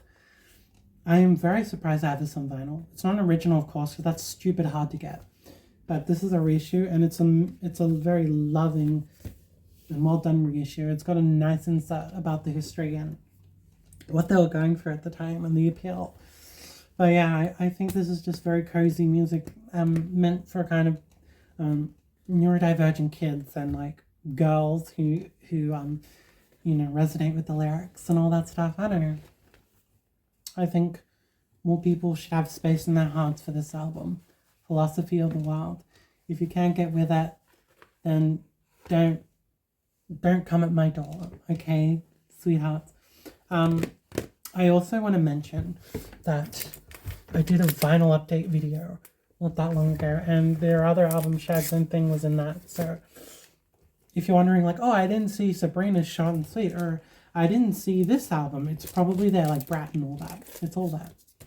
So Roger Waters, Pros and Cons of Hitchhiking. Honestly, like, no one talks about this album. It's weird. I mean, people do, but not as much as, like, his other projects that he was doing at the time. But yeah, it's really good. I haven't listened to this in ages, but, you know, it's Roger kind of, like, on his, like, kind of ego stuff. But, you know, he makes good music, so what can you do? Synchronicity by The Police. Now, this is actually from my mum's collection. She got this at the time, which is really cool, and, like, maybe the camera won't pick this up. But it's actually blue. It's actually blue. So I can't imagine it's easy to come by a blue Synchronicity, but yeah, I think, like, they were just making, like, these amazing new wave songs that had so much, like, kind of beauty and texture to it. You can just keep re-listening, and you just keep falling back into it. Like, it's just like one of those albums that you just keep listening to. So yeah, Synchronicity. This is the soundtrack from the film That's Entertainment. Yeah, it's good. I think I listened to it once, and that was about it. But yeah, it's a good compilation to have if you want a bunch of, like, old Hollywood songs on one thing. Suspiria by He Who Shall Not Be Named. Great album, great soundtrack. The movie, I need to, like, kind of watch again to see if I'm into it again. Like, I've been so up and down with that movie, but, like, I can't really deny the soundtrack. So love the soundtrack. So next one we have is Solo Girl Hits, and, you know, if you can see the track list clearly enough. I'm sorry if you can't, but yeah, it's just got a bunch of hits from that time. Again, if someone comes over and says, hey, I want to listen to some 70s, like, fun disco, like, songs or pop songs, and you put this on, you know, great stuff. Holy hell. So now we've reached, like, mostly the soundtracks. Like, there might be the odd one out, but it's mostly soundtracks. Fire Walk With Me soundtrack. One of the most, like, devastating and, like, touching films ever. And words can't describe what that film does to me and how much it's helped me through the years. And if you know me, I made my own cut of it, which is on my Vimeo account of the movie. But it's amazing to have this on vinyl. Questions of a World of Blue on vinyl. One of the best experiences ever. Watching that movie is one of the best experiences ever. And I don't think you would disagree with me whatsoever. So. Okay, the next two are Van Morrison. So I guess I lied. They're not mostly soundtracks. But, Moondance? Good, like, jazzy, poppy, folky stuff. And, his band and Streetchoir, which might be my favorite by him. And people seem to prefer Moondance, but I've always preferred this one. Because, I don't know, Moondance doesn't have, like, Blue Money and Gypsy Queen. And if I ever needed someone, so, like, there's my argument. Okay, and Crazy Face. Crazy Face. But yeah, freaking Van Morrison over here. Okay, here are the last four of this shelf. So, we have Amadeus. And this is a great classical soundtrack you can listen to and just pop on if you want a certain mood in the household. And we have a bunch of pictures from the film in here. Amazing film. I haven't seen it in ages, but it is, like, a truly great film. This isn't, like, a soundtrack, but it's Vangelis. I don't know the title. China, I think. I haven't listened to this one, but it's sealed, and I'll give it a spin someday. We have Nuclear Days by The Vapors. Really kind of infectious, groovy new wave. They deserve better than they got. I'm glad they released some new albums, and the new albums they released are both pretty good. So I'd highly recommend, if you want more from them, listen to the new albums.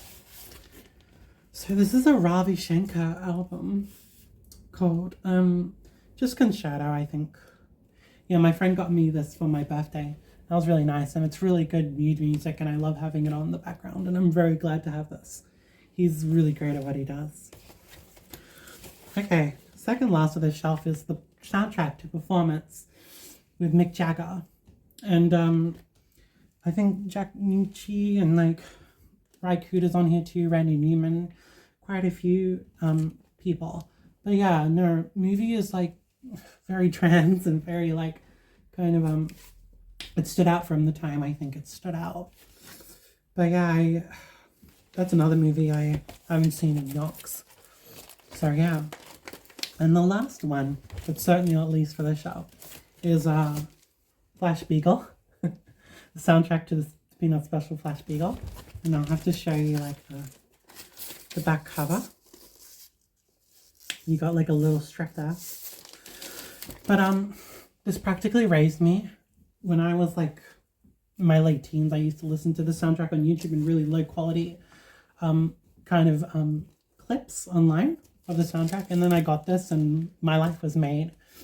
This is like my Feel Like a Child album. This is the album I usually go to. Maybe Shag's own thing as well. But this is like, I want to feel like a child. How do I do that? Flash Beagle. Absolutely Flash Beagle. The title track and like Snoopy, they go hard for days. I'll tell you that now. So yeah, please listen to this on YouTube. I think you can find like a vinyl like recording of it, and it's like really good quality, so check it out if you want something that makes you feel like a kid again. So yeah, that's the end of the first shot. On to the next one. Okay, people, let's take a deep breath.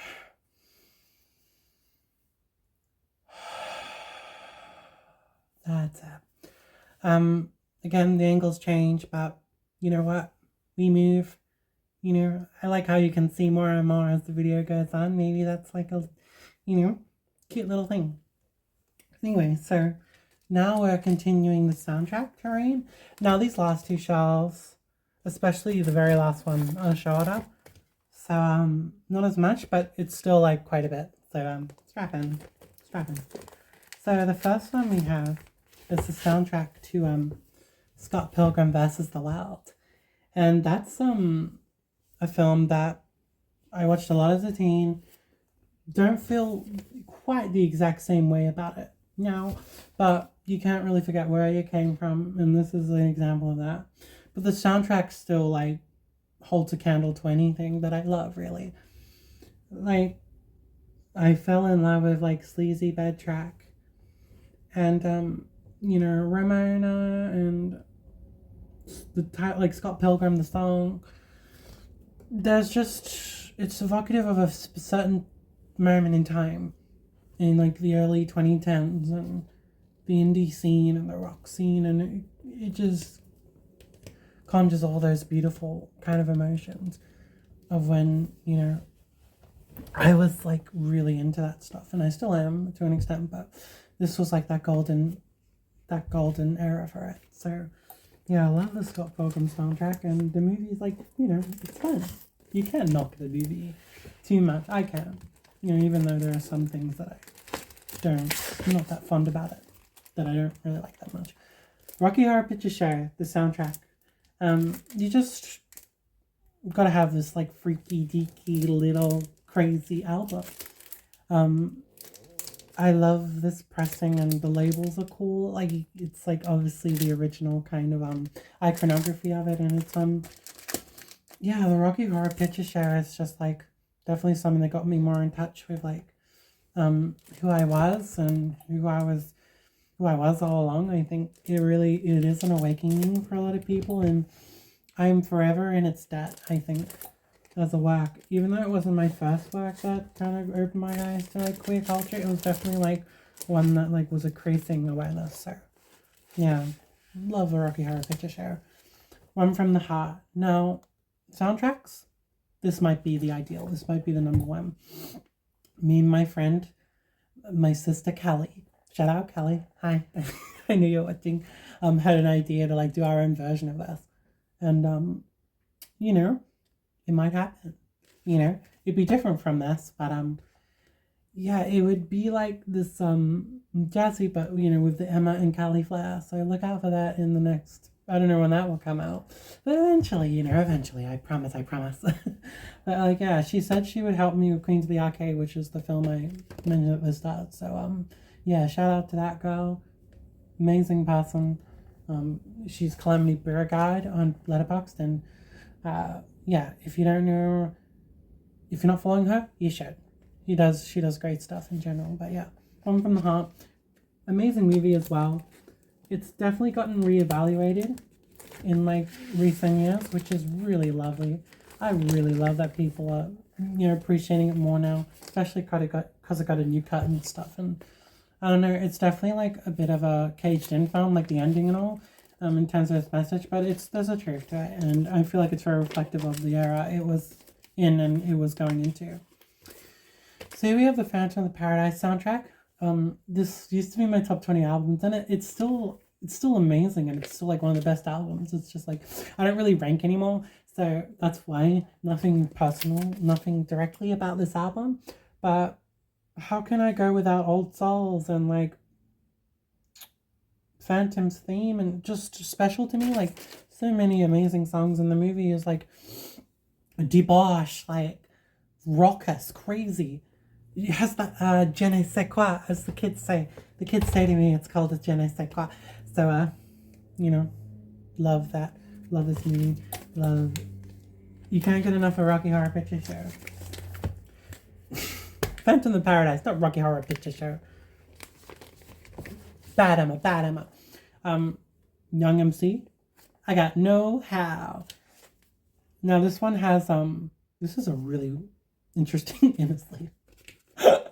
This one has No How, obviously, and it has just Bust a Move. Bust a Move. And there's also this other song, what is it called? It's a song about him at school. I can't remember what it's called, but the school song is like a Shantiri Emma classic. I just realized the Sinister is from another album because the tracks line up. That's why I was like trying to find the title. It'd be on the back of the record. But yeah, no, it's I think it's called Remember School. No, Principal's Office. Sorry, Remember School. High School's from Macklemore's like debut album without Ryan Lewis. Fun fact for you. But yeah, no, really fun like rap album. Yeah, I like that one a lot actually, more than maybe many people would say. But yeah, I like it. This one is like cream of the crop in terms of underrated rap albums. Like people wouldn't really mention this as like even a decent one, but I like it a lot. When I first got this, I didn't even like it that much, but over time it's kind of risen up for sure. And yeah, it's called Brainstorm. Yeah, great cover too. Like I love. It's very proto 2000s, late 90s. It reminds me of Crash to Insanity or something. And the real ones will get what I mean. Okay, so the next one is Shock Treatment. It make you feel like a while you need shock treatment. In many ways, Rocky Horror is equal, and that was what the tagline was. It's not a sequel, it's an equal.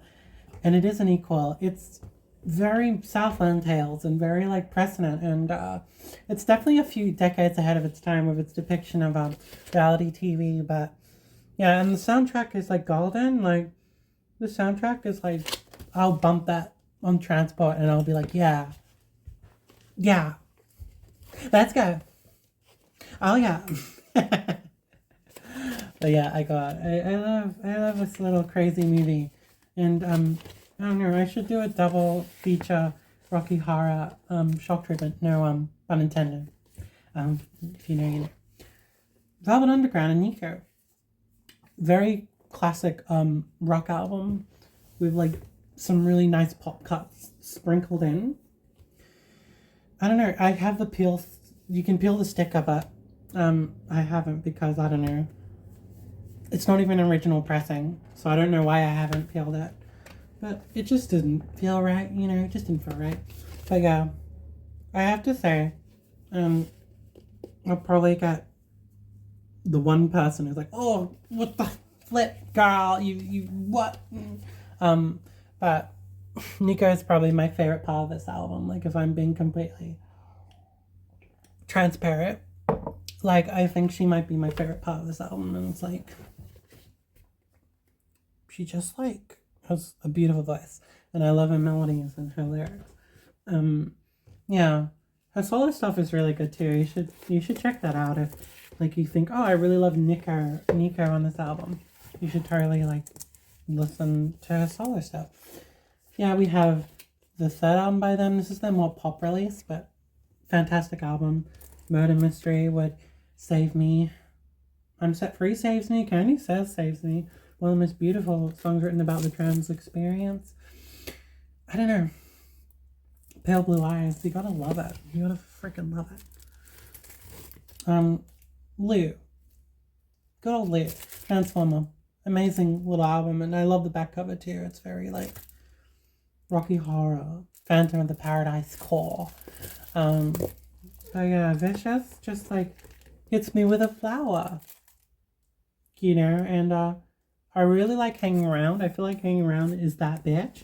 It's that anthem. It's that kind of really infectious, kind of bubbly song that the cool kids talk about, you know? And, okay, I have a few more soundtracks here. I don't know why my soundtrack's interspersed with, like, Velvets and, like, Young MC. Who knows? I'm weird. Weird Science soundtrack. The movie I think is fine. I think it's good for what it is. It's got its, like, kind of era-defining traits, if, like, you know, in terms of how it's aged. But the soundtrack's amazing, though. Even if you don't like the movie, I would really suggest you seeking out the soundtrack, because it really is one of a kind. Really is one of a kind. You know, Turn It On by Kim Wilde, Private Joy. There's a cover of Private Joy, which is just as good as the original, in my opinion. Why Don't Pretty Girls Look at Me is like, has to be heard to be believed, but it's actually like such a well done pop song. So you can't complain that. So yeah, Weird Science. Love the front cover too. I don't know, I've always liked the front cover of Weird Science. The poster.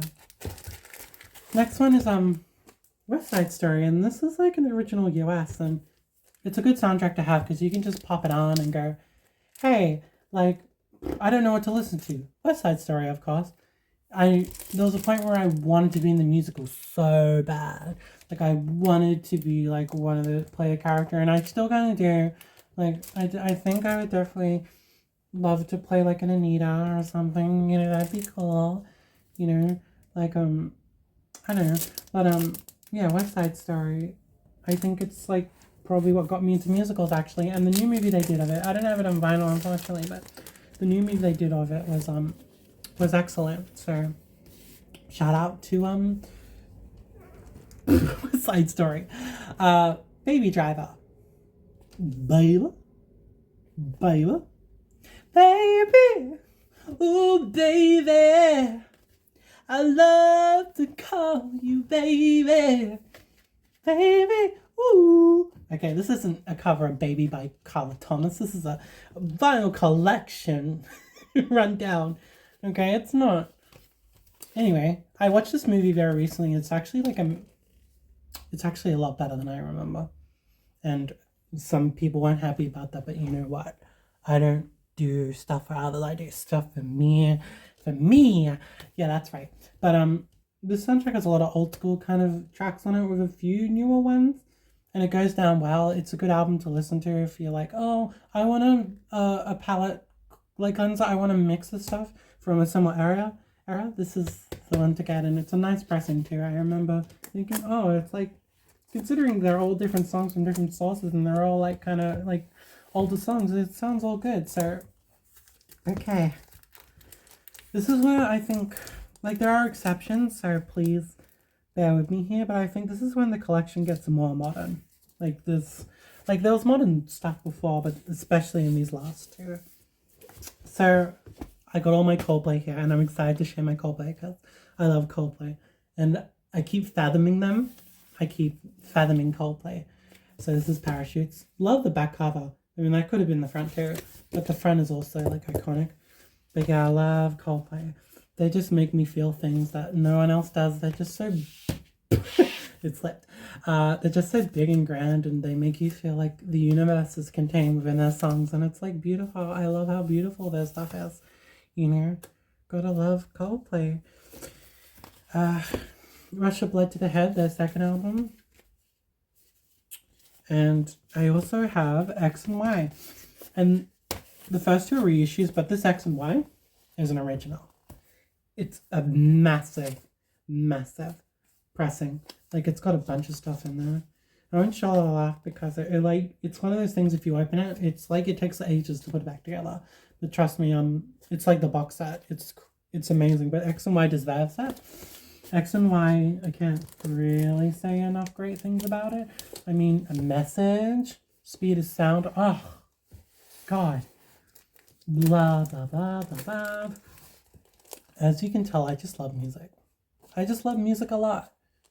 You can tell how much I love music. And, you know, in fact, I'm willing to do a lot of albums in one video for your entertainment says a lot. So, there you go. And I just want to say a quick aside and ask how everyone is doing, and hope you're doing well. I've been kind of up and down, but I've been feeling better as of recent, for sure. I think right now in the climate we're in, it's easy to go up and down, but it does get better, but it's slow going, I feel. I feel like it's slow going, but I'm not letting it keep me down. I keep going in spite of everything, and like, I had a job interview for a library role I went to get. Didn't get it, but I have another one. I have a few in the pipeline that I'm excited for, and one at like the institution where I studied my library qualification that I applied for, that I hope I have a good chance in getting. So, you know, fingers crossed on that one. But yeah, like, tell me how you're going in the comments. Like, if along with like any other thing else you want to say about any of these albums or like the video, would be greatly appreciated. But anyway, let's continue on.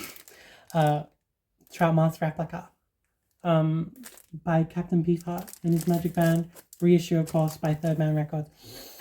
This album sounds like going to a laundry room, and all the machines are out of whack, and there's a girl who is like practicing a pop song in the middle. That's what it sounds like. That's what it sounds like. Because the melodies are actually quite sticky, but everything else is just like blah blah bleep bleep bleep bloop. I'm going crazy. Great album. Great album. I mean, it's a good album to listen to on transport and to weird your neighbors out. I have no idea what my neighbors think of this. Me singing along to this, and I don't know, they're just a crazy couple of kids, but don't like how they were treated during the making of this album. Don't like it, but hey, it is what it is, you know. Shout out to MNB, and what was that other song I really like? I bet Changba is kind of a bit of its time in terms of its like his accent, but there's something really fucking infectious about that song. No doubt. Tragic Kingdom. I don't know why I just smelled it. It feels like one of those like things you scratch and then you smell. That's why. But yeah, great album. It has like the song we love dearly called Don't Speak, but it has a bunch of like detours and kind of like explorations that you wouldn't expect. Like You Can Do It, which is like a disco kind of jam. But yeah, I love Gwen. I should get more Gwen stuff on vinyl because it's just sickening that I don't have anything else by No Doubt or her solo career. Like, sickening. But you know, it is what it is. Ooh. Blue Album by Weezer. Good 90s power pop, you know? And I think this has like an insert here. Yeah, a lot of fun. A lot of fun. I'd be remiss to say that this wasn't also formative in some way. Although, not as much these days, but it's great. This album, oh, it's scary. But it's like, it gives off to me like boy who feels very imprisoned by his own walls and emotions core. You know, he's going through some stuff on here and he says some really awkward stuff, but honestly, just a side note, if you want like the girl version of this album, I'd listen to Total System Failure by Juliana's Pony, which is Juliana Hatfield. And I don't have that. I don't have any of her albums, which is a crime against humanity. But a crime against nature. But yeah, if you want a girl version of that, listen to that. But yeah, it's also its own thing. But yeah. Is this nice little 80s comp? New music from the UK, number one acts. And it's got these artists on it. I'm not sure if you know any of them. I'm not really like that familiar. I know Curiosity Killed the Cat in the Can Gang, but I listened to this once and it was actually a lot of fun, and like it's good just to hear like who was around at that time, who weren't like the big canon acts that we all remember. You know, I think it's good for historical sake. So yeah, good to have that.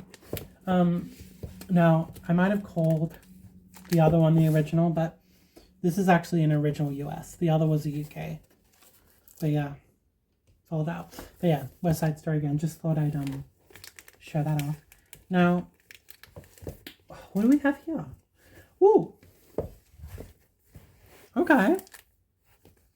Guess who it is? It's Talking Heads. Hopefully Remain in Light pops up somewhere, because I do have that. Hopefully it pops up. But take my word for it if it didn't. But yeah, Speaking in Tongues. This is definitely the more dancey kind of like, you can get down to it. I like how light it is, but it's also got a bit of heft to it. It's got a bit of chutzpah about it. And yeah. Talking Heads. I love them so much. Dorkiest, most autistic music of the 80s, probably. Someone will probably prove me wrong, but let me have this, damn it. So we have The Who Sell Out. I think one's an original and one's just a reissue. Cool album.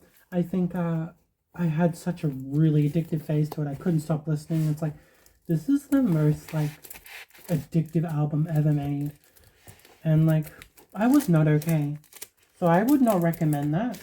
But yeah, there's this girl who did this a cappella version of it, I think, and I know some people don't like a cappella, but if you like a cappella, you'll like it.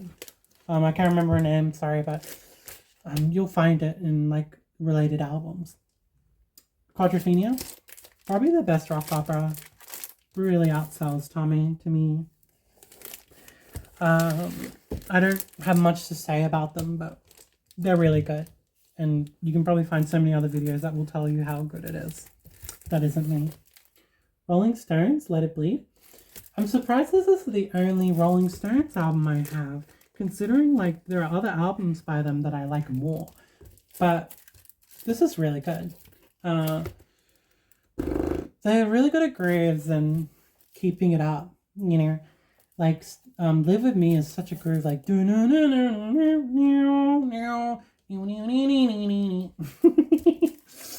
yeah, I like the Stones.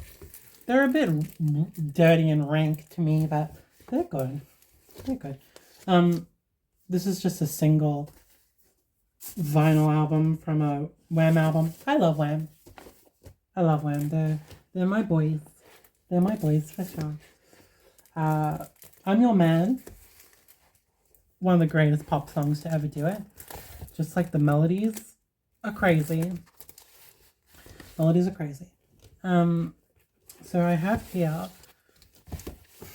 Odyssey and Oracle, which is an album by the Zombies, and it's definitely, it was an unsung hero for so long, and then people finally caught up to it. Yeah, great stuff. I think like if you want something really summery and gets you in the mood and kind of like calms you down, it's Odyssey and Oracle. And I'm just rushing through these more just because I don't have as much to say, but I will stop if I have something really to say. I Will Survive 49 ERS, really cool. And a DJ in this, you can see the 123 BPM on it. And I listened to this, and it's a nice little dance remix of, I think it's the I Will Survive, like the song you all know about. It's they've made it a bit more like kind of, you know, duff, you know. You'll see more of these in the last shelf. So look forward for that. I look forward to that. It's my favorite part of the collection, probably. Deltron 3030. Del, the funky Homo sapien, comes off as like the coolest person who ever lived on this. And in some ways he is. Oh god. This is like a concept album set in the future and like centered around rap battles. If you think for some god knows reason rap isn't for you, you gotta listen to this album. Okay?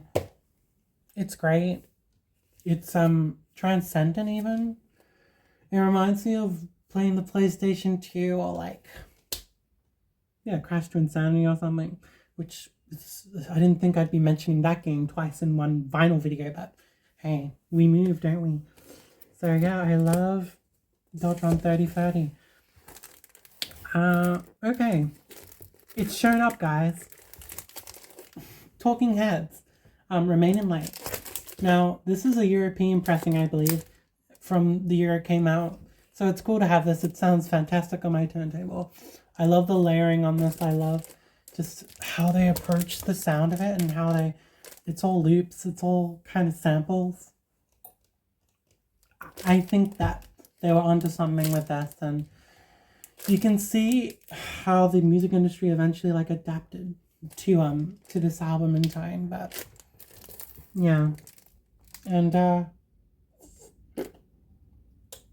Listening Wind and Seen Not Seen, Houses in Motion, underrated. I know it's like one of the most revered albums, but they're still underrated. Okay. Meatloaf, Bat Out of Hell. Crazy album by a crazy man, God rest his soul. Yeah, I love this album. It's like Camp Bliss. I think he's one in a million. He knew what he wanted and he got it. He was just crazy with it, and I love him for it. You know, go freaking listen to it if you haven't, but I can't imagine why you wouldn't know, honestly. Okay, so the next one, or the next two I should say, I'm not sure if Off the Wall is around here somewhere. So yeah, it's Michael Jackson. But if they pop up, they pop up. But Off the Wall is around here somewhere.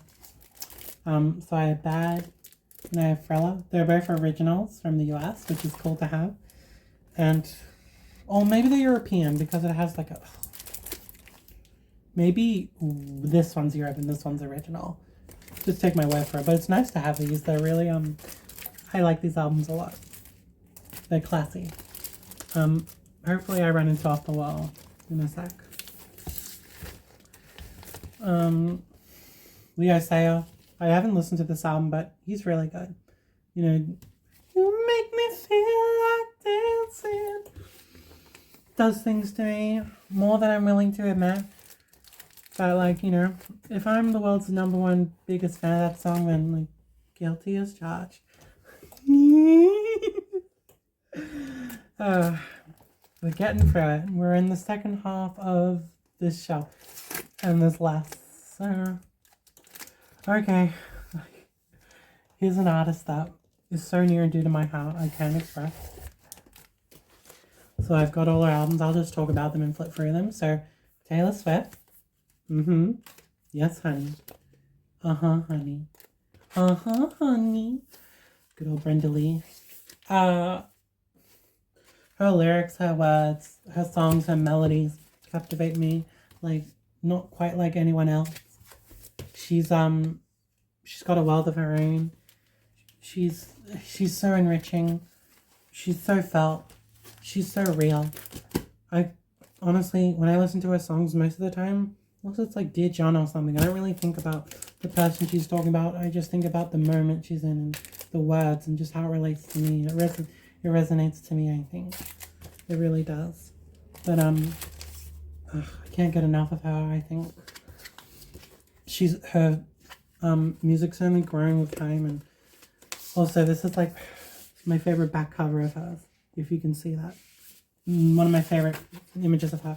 But yeah, no, she's doing good things, and she's really helped me accept myself and come to realizations.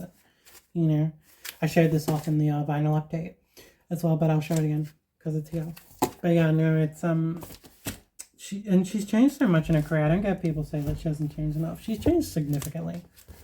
So I think I'll always have space for her, and I'm very happy to have these vinyls in my collection. So the next one, to make a little bit of a detour, is Marvin Gaye, What's Going On, and I had a moment with this album actually very recently. I was listening to it like non-stop for like a few weeks, because Abigail DeVere, I'm sure you know who she is. Shout out to Abigail DeVere.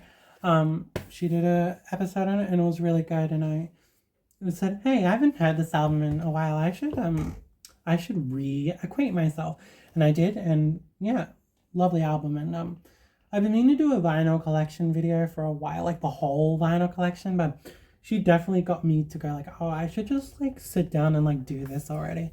Like it's I've taken long enough, right? But yeah, What's Going On? Save the Children is a very sweet sentiment, and Inner City Blues is like such a good melody. Love that song. So I told another fib to you. I have another Rolling Stones album. It's the Satanic Majesty's Request, and it's an original UK from 1967. And no idea if this shows on camera at all, but it's a lenticular cover, which is really sweet. I got the original in a sleeve, and it sounds great. It sounds really fantastic on an original pressing, which the digital masters haven't quite replicated. But this is like one I've routinely said, oh, this is my favorite freaking Rolling Stones album. And yeah, it's very ahead of its time in psychedelia. It reminds me more of the 90s, 2000s stuff than like anything else. Okay, I'm going to pull out. This is going to make some of you really happy. I'm going to pull out all my ABBA stuff all at once and just flick through them. So here we go. Okay, so ABBA. Sorry, I'm making sure I have all of them. Okay. So ABBA is one of those groups that my mom used to play around the house, and I think that they played them when they were kids. And it's just a passing the baton type group. But their arrangements are out of this world amazing, out of this world beautiful. Like, that's not me and like Dum Dum Diddle, the ones I've been listening to a lot like recently, and they're fantastically brilliant songs. The invention and the melodies, like, so gorgeous. And I really don't know what I'd do without ABBA. Comfort music, such good comfort music. I'm just gonna show you the back because I really like the back of this one. Another one that like could have been the front. I'm not sure how well that's reading, but hey, gives you the impression. And I have one more, The Visitors, which The Visitors, and these are all original Polish pressings, Swedish pressings. Sorry, that was very silly. That just ripped, unfortunately. Oh well, happens. And I also have the solo album by Agnieszka Foltz. If you haven't heard this one, you should.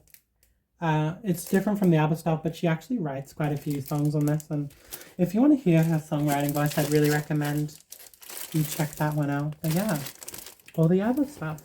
There you go. Now, I see another copy of Auto American, which I didn't know I had, so we'll just skip that one. We'll go straight to Graceland by Paul Simon. Now, I forgot I had this one, which is kind of ridiculous. But yeah, no, really great kind of pop Afro beats kind of album, and it's not my favorite album all the time or anything, but it's good to have, and definitely an album you can play around the house and you can have a bit of fun with. And I like the bass lines and kind of like the the genre mixing on it, especially. Like he definitely found a really good mixture on it. Different stuff. So what are American? So next we have Vampire Weekend with Modern Vampires of the City, which is like classic indie pop. You know, gotta love it.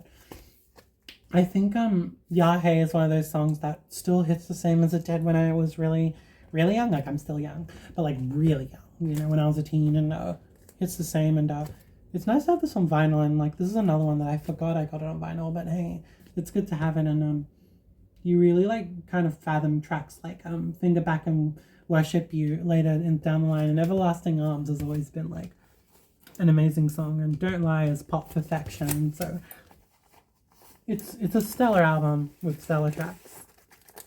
Okay, so this one is I have two Bismarcky albums. The Diabolical Bismarcky, Biz Never Sleeps, and his debut Going Up. I prefer this one a little bit, but they're both really fantastic listens. And he had this really like kind of childlike, charming innocence to him, and he was always like really such a kind and wholesome character. There is this like song called Thing Called Kim, which is a bit transphobic, but I think the joke's kind of on him as much as it is like his phobia. But I don't know, it is like, considering it's from the 80s, you know, you gotta expect there's gonna be some songs on some albums that are gonna be a bit homophobic or transphobic, so what can you do? But fantastic album otherwise. So yeah, I love the Biz. He's one of my favorite rappers, and yeah, I think we all need a bit of childlike silliness in our lives. Daft Punk Random Access Memories. This is like in a stellar pressing. It sounds like you're listening to the musicians like actually playing in front of you, and you don't know how like hard that is to achieve in a vinyl pressing, but they did it here. And I guess because it's an analog cutting, so that's really cool. Touch is just one of those really like celestial kind of like emotional tracks that you just kind of like get taken away to another place in time. And I love Fragments of Time too, and Doing It Right. And yeah, I think for a long time people didn't really give this the props it deserved, but now I think people are more open to it. So yeah, I love Random Access Memory. So the next two we have here, Room on Fire by the Strokes. It's Room on Fire by the Strokes. What can you really do with it? I think I'd call this my favorite Strokes album, and it might still be. There are some artists I would say I have like actual favorites of, but yeah, cool little inner sleeve, and I'll show you the other side too. That's pretty cool. But yeah, Automatic Stop and like You Talk Way Too Much and, you know, Under Control. They're also like infectious, and I would marry those songs in a heartbeat. Next song is Tranquility Base. Disco Casino. Really fantastic album. The vinyl sounds really good too. Just for the record, it only took me 1 or 2 listens to get it, and then I loved it. Everyone else took ages to get it, but I didn't. This is my chance to brag about something and being on the pulse. Okay? So if you didn't like that, then get stuffed. Okay? I was behind this album. You weren't. Deal with it. And if you still aren't behind this album, what are you doing? What are you doing? Avril Lavigne. Another album I gotta hug. Gotta hug it real quick. Under My Skin. This is like her early masterpiece. Although she has several masterpieces in my opinion, but this is her first true blown masterpiece. Yeah, and this was like a limited pressing. It only had like a select number of, well, maybe it didn't. Anyway, it is what it is, but I love this album. And My Happy Ending, Nobody's Home, Who knows? It's also a stacked album. I might have shown this in the vinyl update, but I'll just quickly show them. I won't spend too long. Katy Perry. The famed Lady Gaga. That's also in the vinyl update. Junior Senior. Don't Stop the Beat. So happy to have this. It's another one from the update. Guts by Olivia Rodrigo. Another one from the update. And finally, the soundtrack to Trolls Band Together, which was also in the update. And we have one more shelf. So I'm going to take one more break, and then we'll finish this once and for all. I'm so excited. Thanks for watching this far. Take it away, future Emma. Thanks, Emma in the past. Welcome to the final shelf, which might be my favorite shelf, because it has the new acquisitions and most of them are modern. So I said like most of the vinyls would be modern before, but I think this is truly when it starts to deviate. But there will be, of course, exceptions as per usual. So let's get this ball rolling. So it's the Blues Brothers soundtrack. I don't know why I have this. I mean, I like the movie, don't get me wrong, but I think it might have been at a thrift store, and I just thought, hey, why not? It's the Blues Brothers. Like, as if I wouldn't get it, but I don't know. I don't know why I have it, but hey, I'm going to put this in the soundtrack area because that's where it belongs. But yeah, good movie. The songs are really fun. That's all I can really say. And I also, you'll understand once I show you, really want to get to this. In the Zone. It's In the Zone by Britney Spears. And if you catch this reference that I'm doing, you're a real one. I love you. It's from a very recent piece of media. Yeah.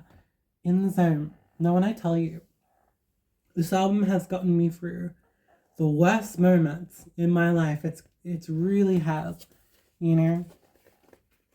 She's one of a kind. She makes me feel alive. She was like one of the first pop artists I really like kind of started getting into. And I was like, hey, maybe I do really like pop music, and she really helped me explore my femininity and stuff, and like, you know, got me to like look more inward and start to realize who I was. So, you know, she was one of those pieces of the puzzle. So thank you so much, Brittany. I love you so much. You know, I'm gonna give you, you know, a bit of a rendition of Shadow. It's only a shadow, never yourself. It's only a shadow, nobody else. It's only a shadow, filling the room, arriving too late, leaving too soon. I love Shadow, and I hope you enjoyed that little rendition I just did. So next we have Blackout, which is cited as like the best Britney album, and that just means it's so good that people can't believe their shit when they listen to it. But all her albums are like, I can't believe I'm listening to this right now and this is real. But yeah, I mean, Freak Show, Toy Soldier, Hot as Ice, that run makes me feel more alive than almost anything in the world. I wonder what's going on with this. There must be some sort of like, I really don't know what it is. But yeah, no, she's so cool. Like, look at her. Look how fucking cool she is. Some good electro pop on this, and it's one of those albums that I'm like, she made this in 2007 when everyone hated her, and she came out on top, and I don't know, she had so much going against her, and she surmounted it all, you know. And love you, Brittany. If you happen to find this video, I'm not sure if you watch vinyl collection videos, but if you happen to watch this video, know that, you know, I love you and so many other people love you. So, yeah. Okay. Here's something really cool. So this is a Give Me More single, 12-inch. As you can see, it's from the year of release. So I don't think you can get Blackout the vinyl original pressing, but you can get these like DJ kind of singles. And it's really cool to have this. It's one of my most prized possessions, and I love to have 2000 singles, and there's a lot more. I have the most singles in this little branch here. Hopefully they show themselves eventually. So next, we have Home Tea, Cocoa Tea, Shabba Ranks, Holding On. I actually haven't heard this, but I really like the cover and the back. So to be advised on that one. So we have the legend Miss Charlie XCX with Charlie. I'm sorry, Charlie, if you're watching this, but it's so hard not to do your voice sometimes. Like, Charlie XCX. I love making music. It's so fab. But yeah, I consider this a fantastic album, and I think it gets overshadowed with like Brat and How I'm Feeling Now and all the albums she did since. But put some respect on this album's name, please. Like, have respect. You know? Like, this has 2099 official. Click. Cross you out. That's no small feat. She does so much for the girlies, the queer community, trans peeps. She does it all, and you should respect her. You should respect her. Culture. International Herb, I think. This is a fantastic reggae album, and I remember when I was living at home for a while, I had a bunch of people over, you know, for a little get together, and I played this album, and everyone was like stoned, and it really went down like a treat for everyone. And I remember, wow, I'm such a good hostess. Like, I really did it with this.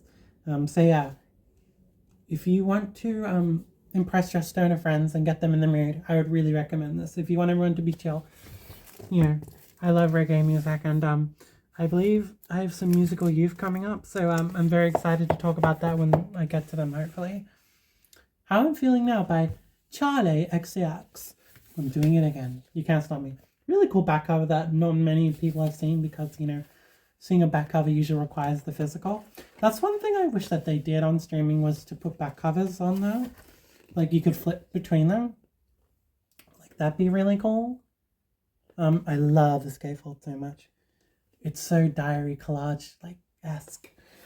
But yeah, I mean, I would sometimes call this my favorite by her, although she's so, like, OP, overpowered, that you could literally call anything the best Charlie album. But yeah, like, who doesn't love, like, Claws and Party for a Year and fucking Pink Diamonds? Like, who doesn't love a bit of Charlie in their lives? And you can see it, but it has a black inner sleeve. I'll just show you really quick. The only time I'll probably show a colored vinyl, but sorry, I hate to pinch it. It's bad for the vinyl, but look, that's cool. But yeah, I was there for Bubblegum Bass before it was called Hyperpop. Like, I was actually like, oh, it's no longer called Bubblegum Bass anymore, really. I mean, you can, but it's more so just Hyperpop now, and that's just, you know, just how things go. Red Rockers, Gold, Good as Gold. I heard the song China, and I really liked it, and I saw this at the record fair, and I'm like, oh, I gotta get it. I just like their look. They kind of look like they're the kind of boys that sit at home on their computer and play games together. Like, they play, like, Psychonauts. They have turns at Psychonauts together, but they're also in a rock band. They make kind of nerdy, dorky music. Yeah, good album for that. I've listened to it once or twice, and it's really good. Some of my descriptions are bizarre, crazy and bizarre, but that's how we roll. Yeah, that's how we fucking roll. Little Shop of Horrors soundtrack. Don't know why it's not on the soundtrack, but we move. I love this movie, and I love these songs. Some people like the musical over the film, but I've seen both, and I like both equally. That's just my kind of takeaway of it. So yeah, I really like Suddenly Seymour and Grow For Me, and these are melodically really rich songs that, you know, you won't be able to get out of your head. So yeah, gotta love that. Gotta love Little Shop of Horrors. Okay, life-changing band here. Life-changing band. Okay. Spice.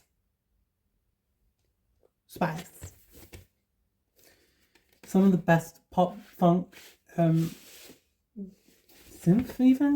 pop songs ever made. The attitude and the comfort of this album means everything to me. It's the album I'll listen to if I don't know what to listen to. I've listened to it so many times. The new film Together showcase this, and I've never, and it's made me like spoilers. You haven't seen Together, maybe skip forward like 20 seconds. But To Become One is used in it. And it's used in such a pivotal scene, and I love it. I love it. But yeah, I also have Spice World. So I have the 2 original albums as a 5-piece. The album they did after Forever is also really good, and no one wants to admit it apparently, but I'll admit it. All right, it's really good. But yeah, I'm not sure which one I like more. And I would probably die for Never Give Up on the Good Times and Duet and Denying and Viva Forever. I would die for all of those songs. So I love you, Spice Girls.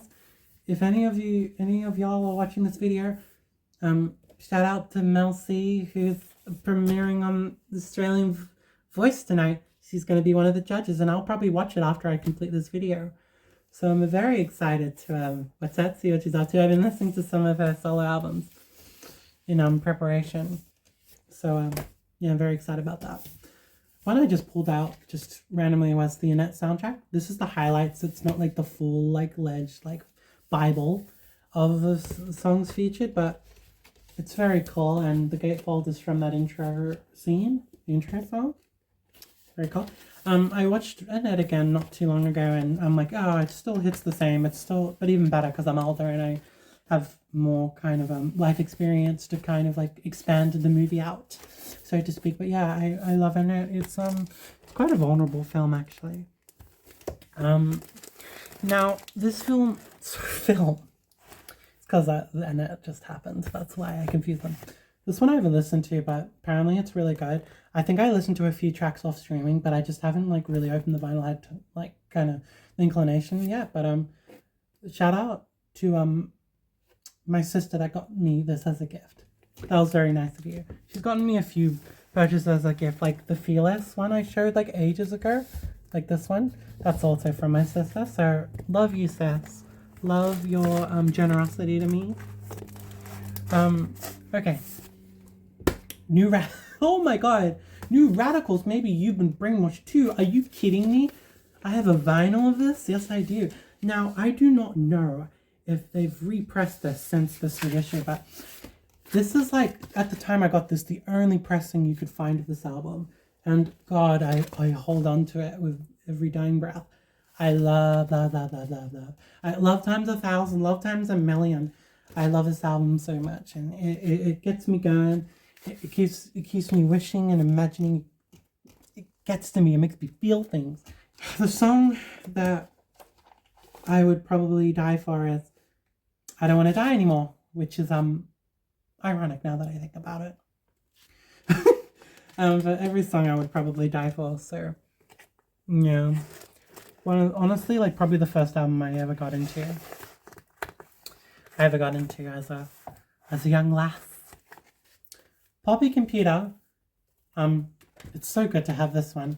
This was a limited pressing at the time. I don't know if they repressed it, but it's good to have this one. This was the thumbnail. I think it's unlisted now, but this was the thumbnail for my old. It had me opening it like that as the thumbnail. Maybe I'll recreate that. How do I make this thumbnail kind of acceptable? Yeah, that'll do. Maybe that'll be the thumbnail. So, you've been warned. But yeah, it's a pop kind of conspiracy with this one. It's I've always had the theory that it's about a woman invented by some system to be this kind of very restrictive ideal for women to live up to that no woman could live up to, and then she gains sentience as the album goes on, and then she finally questions and comes to some peace at the end. It's kind of a beautiful concept when you think about it like that, but I think that's how it it works for me. So yeah, Poppy Computer, I love this album. Next one, gotta clear my throat. It's important to clear your throat, kids. Paris by Paris Hilton. I love this album, as I love many albums, as I so clearly said. But yeah, it's I don't know why this album gets a bad rap, really. I like it. Like Nothing in this World, Stars of Blind, Heartbeat, Screwed, Jealousy. I could list the whole album. She really defined slay with this one. And the new album she brought out, I actually enjoyed. Obviously it's different and it's not going to capture that same thing, but I liked it. I thought it was fun. Band on the Run, of course, by Wings. I don't know why this is so far from the other Paul album, but yeah, here it is. It's got Healing Reels, which is nice. My dad really likes Band on the Run, like the song. Like he's the ride or die of that song, and I don't blame him. Great song. Okay, so these next two, three I should say, Jesus. Go to School by the Lemon Twigs.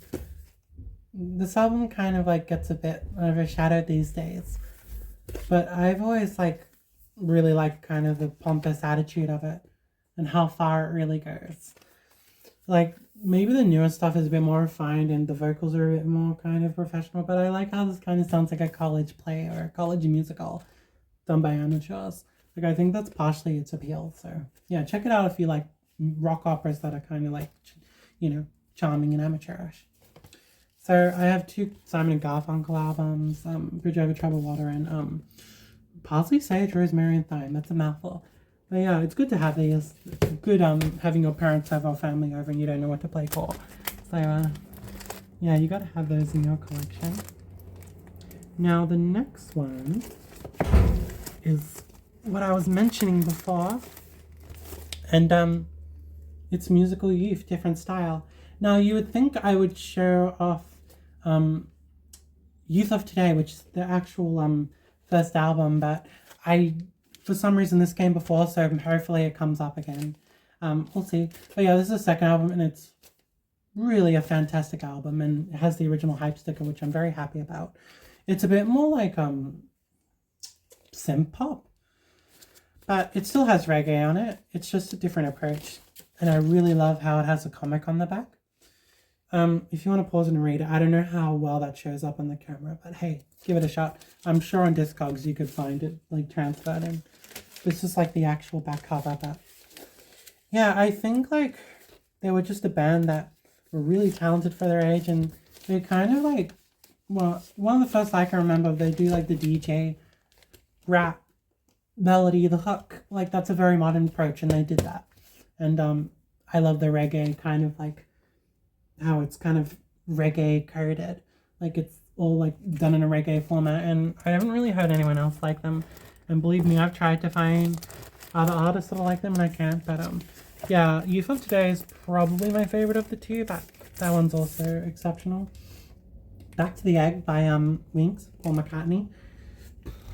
This might be my favorite, just one of my favorite albums ever. I think what it does extremely well. It just knows what it wants to be, gets away with it. I like the diversity. I like how kind of rough around the edges it is at times, but also To You and So Glad to Be Here are some of his most interesting songs lyrically and sonically. So yeah, I love Back to the Egg. What do you mean Back to the Egg is an album I can listen to? What do you mean by that? Okay, we're getting down to the wire here, I think. Y'all know that my review for this was featured on our radio music a long time ago, and I'm very happy about that. And she made a beautiful pop album with classic songs that you would tell your kids about in about 20 years time or 30 years time, And I'm gonna say it, I really like Good in Bed and Boys Will Be Boys. That's my opinion. and you're gonna take it. Okay, everything else I don't have to say anything about because everyone's like talked about them to high heaven. But those last two songs deserve your love. Plus the People's Supermodel. Now, I went out of my way to get this one at a local store. It's an original pressing from the year it came out, 2014, I believe, and I love this album. That's the inner sleeve, but that's the actual back. I don't know, he kind of just was really ambitious and he went for it and people just didn't really get it. And I think people just need to be more kind of open to these swings sometimes because you don't know what's going to happen after. And I think that people liked the next two albums, but I don't think it was ever the same. And those like successive albums have actually like grown for me like over a long time, although I wasn't into them when they released, so things happen with stuff. But yeah, Nevermind and like Goats and Trees, very haunting album in general, honestly. I saw this and I'm like, oh, I have to talk about it. Oracular Spectacular by MGMT. I believe this is an original pressing from like 2008. And it has the hype sticker, which I'm very happy about. People don't realize that they were always psychedelic to begin with. You know, they were always like psychedelic to begin with. Like the second half is just like just point blank psychedelia, you know. But yeah, the singles are obviously like these really like kind of unanimous songs that you can't really talk about because they are unanimous. And I don't know. I think Congratulations maybe is the one people usually talk about, but Oracular Spectacular we wouldn't have gotten it without. We wouldn't have got Congratulations without Oracular Spectacular. Definitely not self-titled, so yeah. Gotta admire it. Everything But the Girl, Walking Winded. I've had a moment with this album where I couldn't get enough and I kept listening to it and nothing could satiate. Nothing else could satiate. And I'll tell you why. Because this album's beautiful. She has a beautiful voice. The production's beautiful. Sounds like the universe is opening and caving in on itself and then releasing into stardust. I hope that makes sense to you. I don't care if it does. It makes sense to me. Yeah, love this front cover too. They are just like the most iconic couple. Like straight couples can be like iconic, apparently. I also listened to Baby the Stars Shine Bright for You the other day, and I also love that just as much as this. And yeah, I was just looking at a bunch of dresses from the brand Baby the Stars Shine Bright, which was featured in like Kamikaze Girls. And like, oh, it's like I should listen to the album that they named it after, and it turns out it was an amazing album, so go figure. So the next one we have is Sometime in New York City by John Lennon and the Plastic Ono Band. Now, I have two pressings. I'm going to show you the original because I prefer you to see the original. So this is an original pressing. It kind of looks like a newspaper from 1972, 3.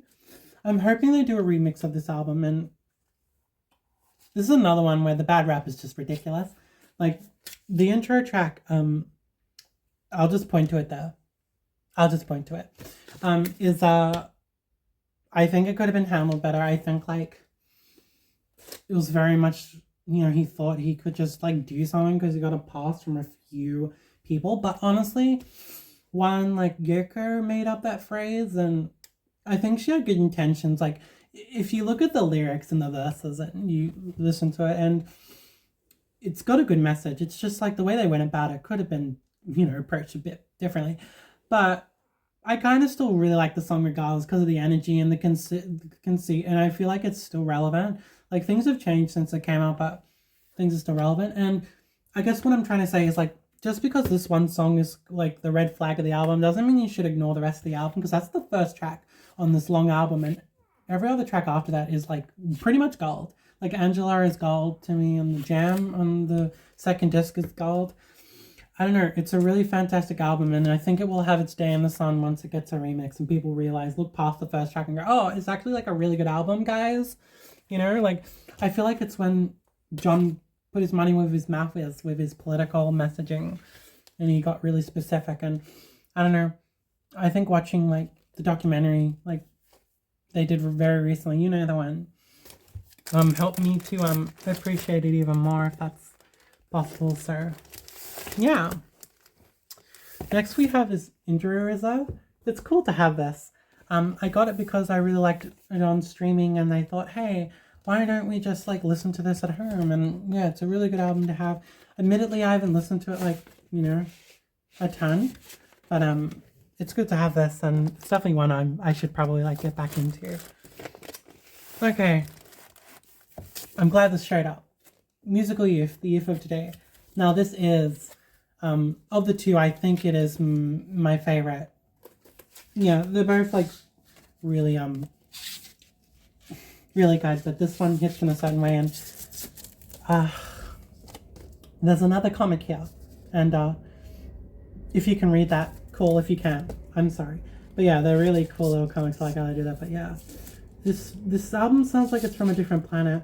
Like it sounds like intergalactic pop reggae, and I don't know anything else that kind of sounds like that. And yeah, I mean, for their age and for the time, like, what were they even doing? Like, how did they even come up with this stuff? But yeah, it just reminds me of being a kid. Not because it's just made by kids, but it's also, you know, fantastic album. They're all such good musicians, like very tight.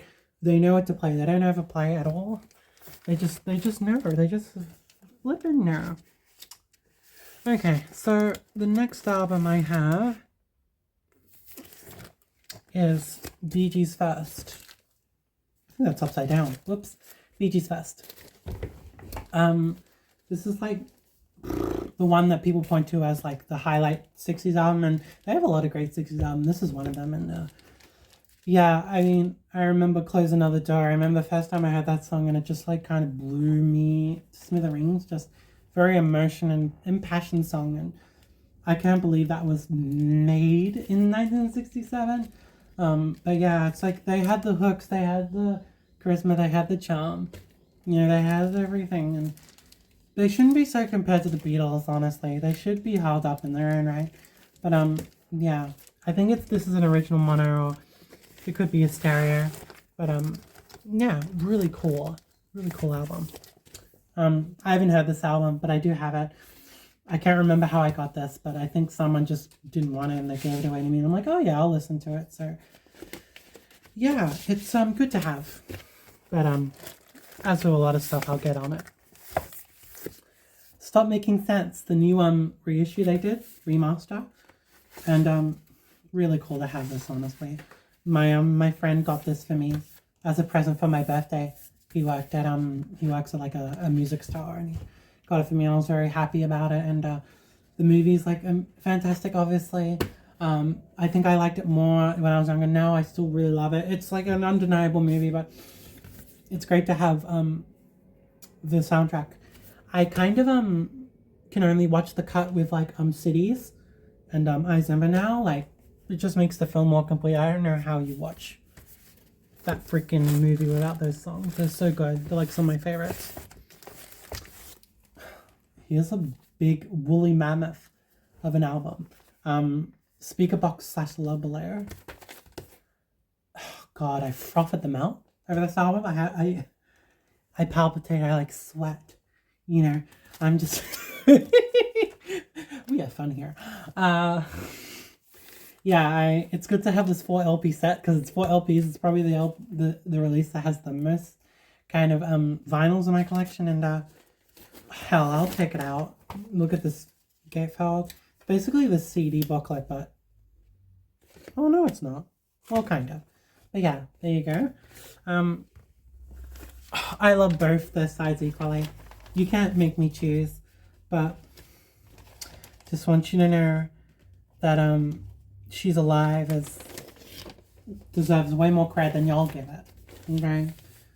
You know, such a sensitive song about a mum who's struggling. Yeah. Speakerbox to Love Below. The Ronettes. You know, this album is a crested jewel in my heart. It is attached to the hip, and it will never go. you know, it will never disappear. I love how emotional and like how much she feels every song. I love how much she's just in it. You know, she was just feeling it, and the session musicians are amazing. And the less I say about Phil Spector, the better. That freaking poo poo head, that bastard. I'll just say he's a bastard. So yeah, I have this one, and Baby I Love You. You know, what an anthem for the generations. Now, I remember I saw a single that I forgot to show off. Ah, yes. This is the Daphne and Celeste, Stick You, Your Mama Too and Your Daddy. Great to have it. I love the cover art so much. You just wouldn't expect them to make a cover art like this, but they did, and it's really cool. I can't believe I almost missed showing this off. The thing is, this has one of the best remixes I've ever heard. I think it's the Mint Royale vocal dub. And I can't find anyone online, and I wish I could because it fucking goes off. And I wish more people knew about that remix, but they don't, and it's really sad. I showed these in my vinyl update. Show you again. These are my singles I was talking about.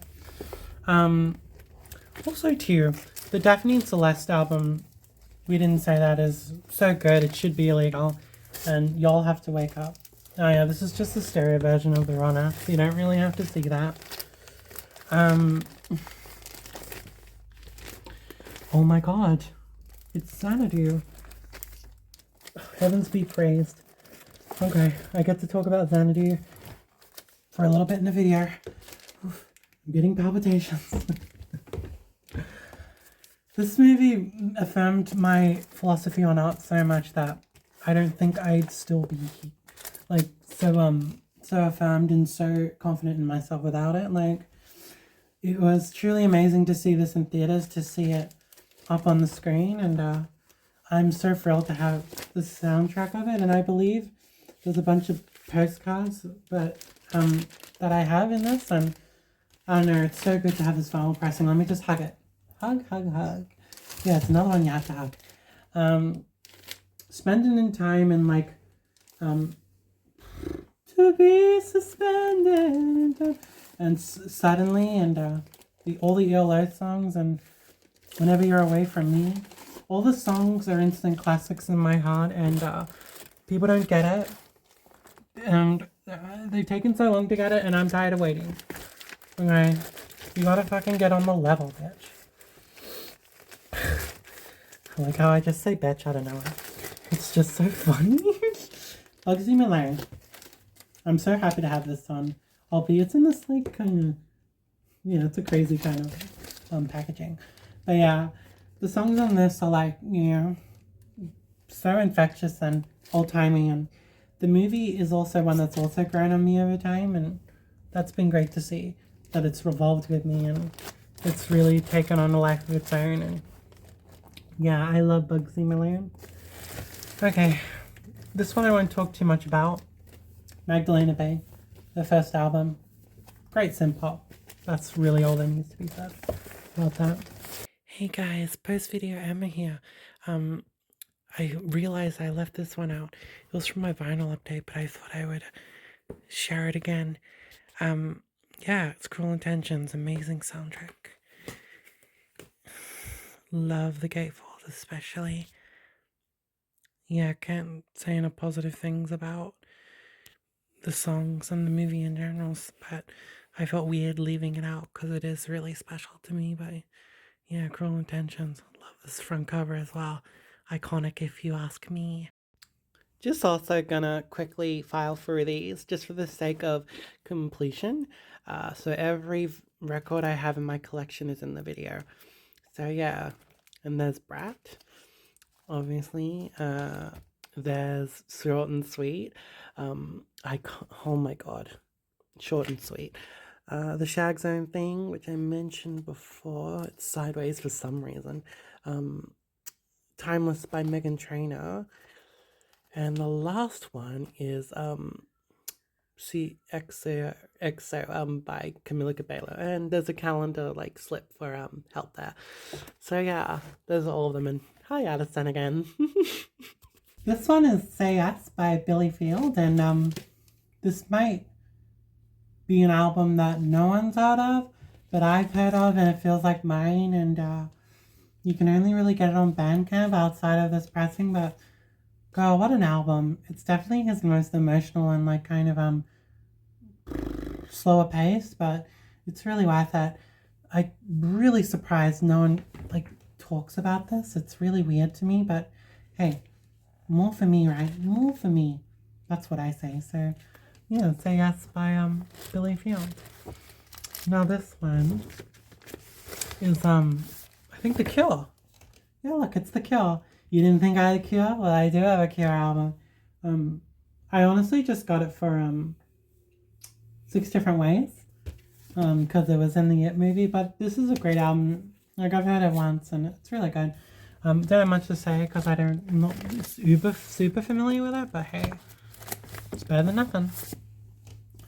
The soundtrack to Last Night in Soho, you know, very weird movie in terms of the response to it, and I get the opinion that I get the impression that everyone's opinions are kind of like spread out all over the place, but I really like it actually, and it has its supporters, and the music is like, I don't know, it's got some like stuff you would expect, but also not. Like there's a lot of like British girl pop singers they included, and like that doesn't get shined on as much, so I'm glad that they did that. And it has like Anya Taylor-Joy's like cover of Downtown and all that stuff, and that's really good to hear. And yeah, she does You're My World as well, and she's got a great voice. She should sing more, but it's up to her. But I like hearing it. So yeah, Last Night in Soho. Okay. Sometimes I Might Be Introvert by Little Sims. This was like the jam for a while. Oh, that gatefold's crazy. This was like the jam for a while, and it still is in some ways, and I'm not sure if the camera picks it up. It has a golden shine to it, and I love that. And they did a good job on this pressing too. I have to say, like I See You, Protect My Energy. She should do more of that synthy kind of pop stuff, but when she does stuff like Two Worlds Apart, which is just the most infectious beat you've ever heard in your life, it works too. Everything she does works. What can you say about this woman? She's very talented, and her newest album that she did this year, I really liked too, and I think that's my favorite since this one, but this one's really good to have on vinyl, and I'm very happy to have it. Now this next one, I don't think I've had. Jump Spread Out by Jamal Ski. I just really like the cover. This is another single that I have. Just a single. But, you know, he seemed like a cool guy. Look at him. He looks like he's in a void. He's in a void of 90s wonderment. Even the background, if you look closely, it's pixelated. And it's just like, he was really just ahead of the curve. He knew what he was doing. But yeah, no, love this man. Whoever he is, I'm going to have to, like, you know, get acquainted with him because he seems really special. Don't know what's Off the Walls doing this late in the game. It should be back here, back where the Michael Jackson vinyls were. But yeah, this is like evidence that I have it. I wasn't just making it up. But yeah, off the wall, you know, funky and fun. Yeah, that's a good way to describe it. Whoop!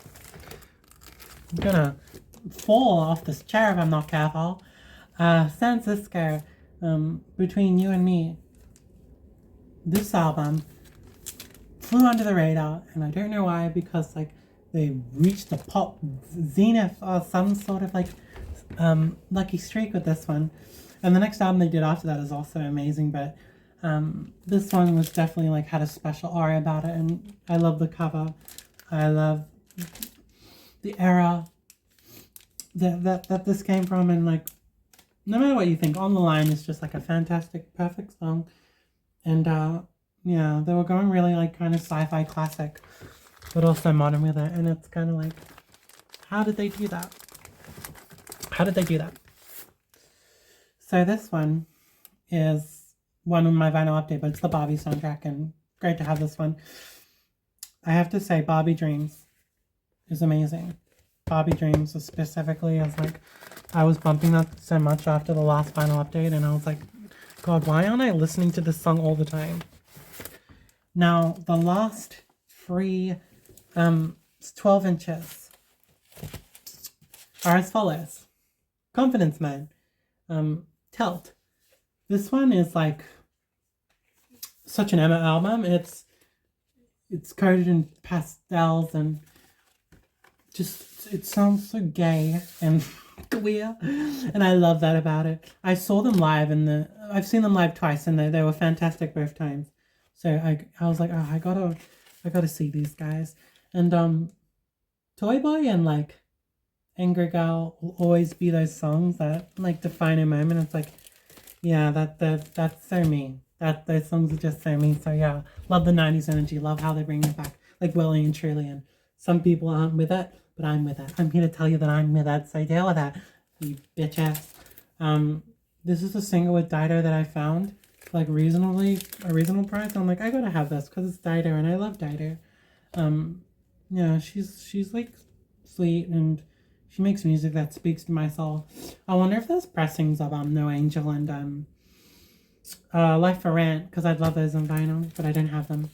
And after I'm done, I'll say some of the ones I want to acquire, so you know what's coming up. Okay, the last 12-inch I have is my newest acquisition, and that's this. Colleen Carter, and it's called Musical Shapes. And I just saw this in a bargain bin, and I was just like, I love this cover so much. Like, look at her. She's just like the coolest. And like the back cover too. You know, you can see her feet, her legs. That's really cool.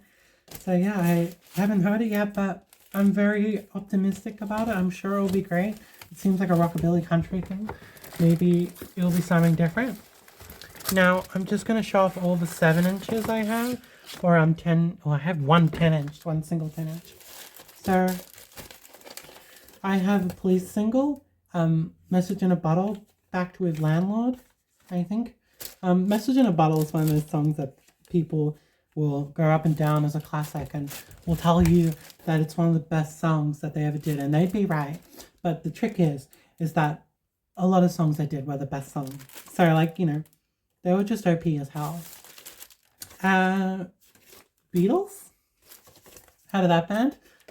It seems kind of like natural, or like, you know, it's all coming together and all coming full circle when you start with the Beatles and you end with them. So this one is I Want to Hold Your Hand, backed with This Boy. Really good one to have. It's very crackly and not very good quality, but it's good to have if you really want to hear how it is, like hear the Beatlemania kind of in person. Like, I think it's cool to hear that in person. And I also have Hey Jude, backed with Revolution. I saw this at a bargain bin. I'm like, oh, as if you can't get that. Similar to the other single, it's very bad quality, but it's good to have, honestly. And finally, certainly not least, last but certainly not least, I have the single for Crazy by Niles Barkley. And I saw this for a pretty reasonable price, $10. I'm like, oh, I gotta have it. And I want to get more singles. I have a few 90s, but I've been meaning to get more, and like they're my favorite acquisition. So, and if you can believe it, that is my entire vinyl collection from start to finish. Now, I might have missed some stuff because some stuff gets lost in the cracks and then you reach for them and you can't find them. So, but this is like, I'm pretty sure this is all of them. I'm 99.9% sure it's all of them. Now, some of the ones I want to get are the Ashley Tisdale, Guilty Pleasure, and Headstrong vinyls they did recently, but they're limited and they're only available in Urban Outfitters in the US, so that makes them very expensive for me as someone from the Oceania. I want the Runaways first 2 albums, preferably from Japan. I want Shuri Curry's debut, Beauty's Only Skin Deep, from Japan. That'd be great to have. And there was one more. I would really like to get some S Club albums. Like they've released them before, but in limited form. And then when you go to like buy them, they're expensive because they've gone out of print or they're sold out. And I would just like really love to have them because like next to Kinney, they're like the group for me. They're like it. Kinney and freaking S Club and Spice Girls, they're like my platonic ideals of artists, I think. And like I just want some more S Club, and maybe I can start with some singles and go out from there. But I hope they do like a more kind of thorough pressing of them later on. But anyway, I would just love to thank you for watching this entire video. And I went kind of up and down in energy throughout. I took breaks in between, like going through the shelves, so it helped. But it's hard to do a video like this because there's so much, and you have to really keep going and keep talking. But thanks for bearing with me, and I hope you got something out of this. And if you found what I said interesting, or you saw an album, it's like, oh, I love that album, it's cool to see that you have it. I'm happy to oblige. Please leave a comment if you so wish. I hope that I can keep doing more videos like this, like maybe another collection video, or just like a smaller video about a smaller subject, or something not as quite long as this. I'm sure this will be at least an hour or so long. Like, I can't tell you how long it's going to be, but I guess you'll know by the time you watch this video. It will be very clear. But, you know, again, you're the best for watching, and I hope you're having a good day. I hope things are going okay for you. I know it's difficult out there, but just know that you don't have to cave in when, you know, the people up there want you to cave in. That's what they want you to do. You gotta keep going. Like, I promise. I have to tell myself this. It's like difficult sometimes, but you know, I'm like 25, 26 girl, you know. I'm just kind of so used to this and so assured in myself to the point where I'm like, well, it's not perfect, but hey, I think we can get through this. Like, it's just the nature of things, the nature of like a cycle. I don't like that whole cycle thing. But like, I guess there is some truth to it, unfortunately. And but yeah, I think that I'm very lucky to be doing this and getting to make videos, and you know, on my time on this planet, and you know, you get a glimpse into my life at this certain time, and I'm sure I'll be in a few years' time when I come back to watch this, I'm sure it'll be an interesting experience, hopefully in a positive way. But yeah, yeah. Whenever the next one happens, I'll see you there, and remember that you are loved. And you'll always be loved by someone or yourself. You don't always need other people. You only need yourself. And that's on God. Okay. See you guys. Bye.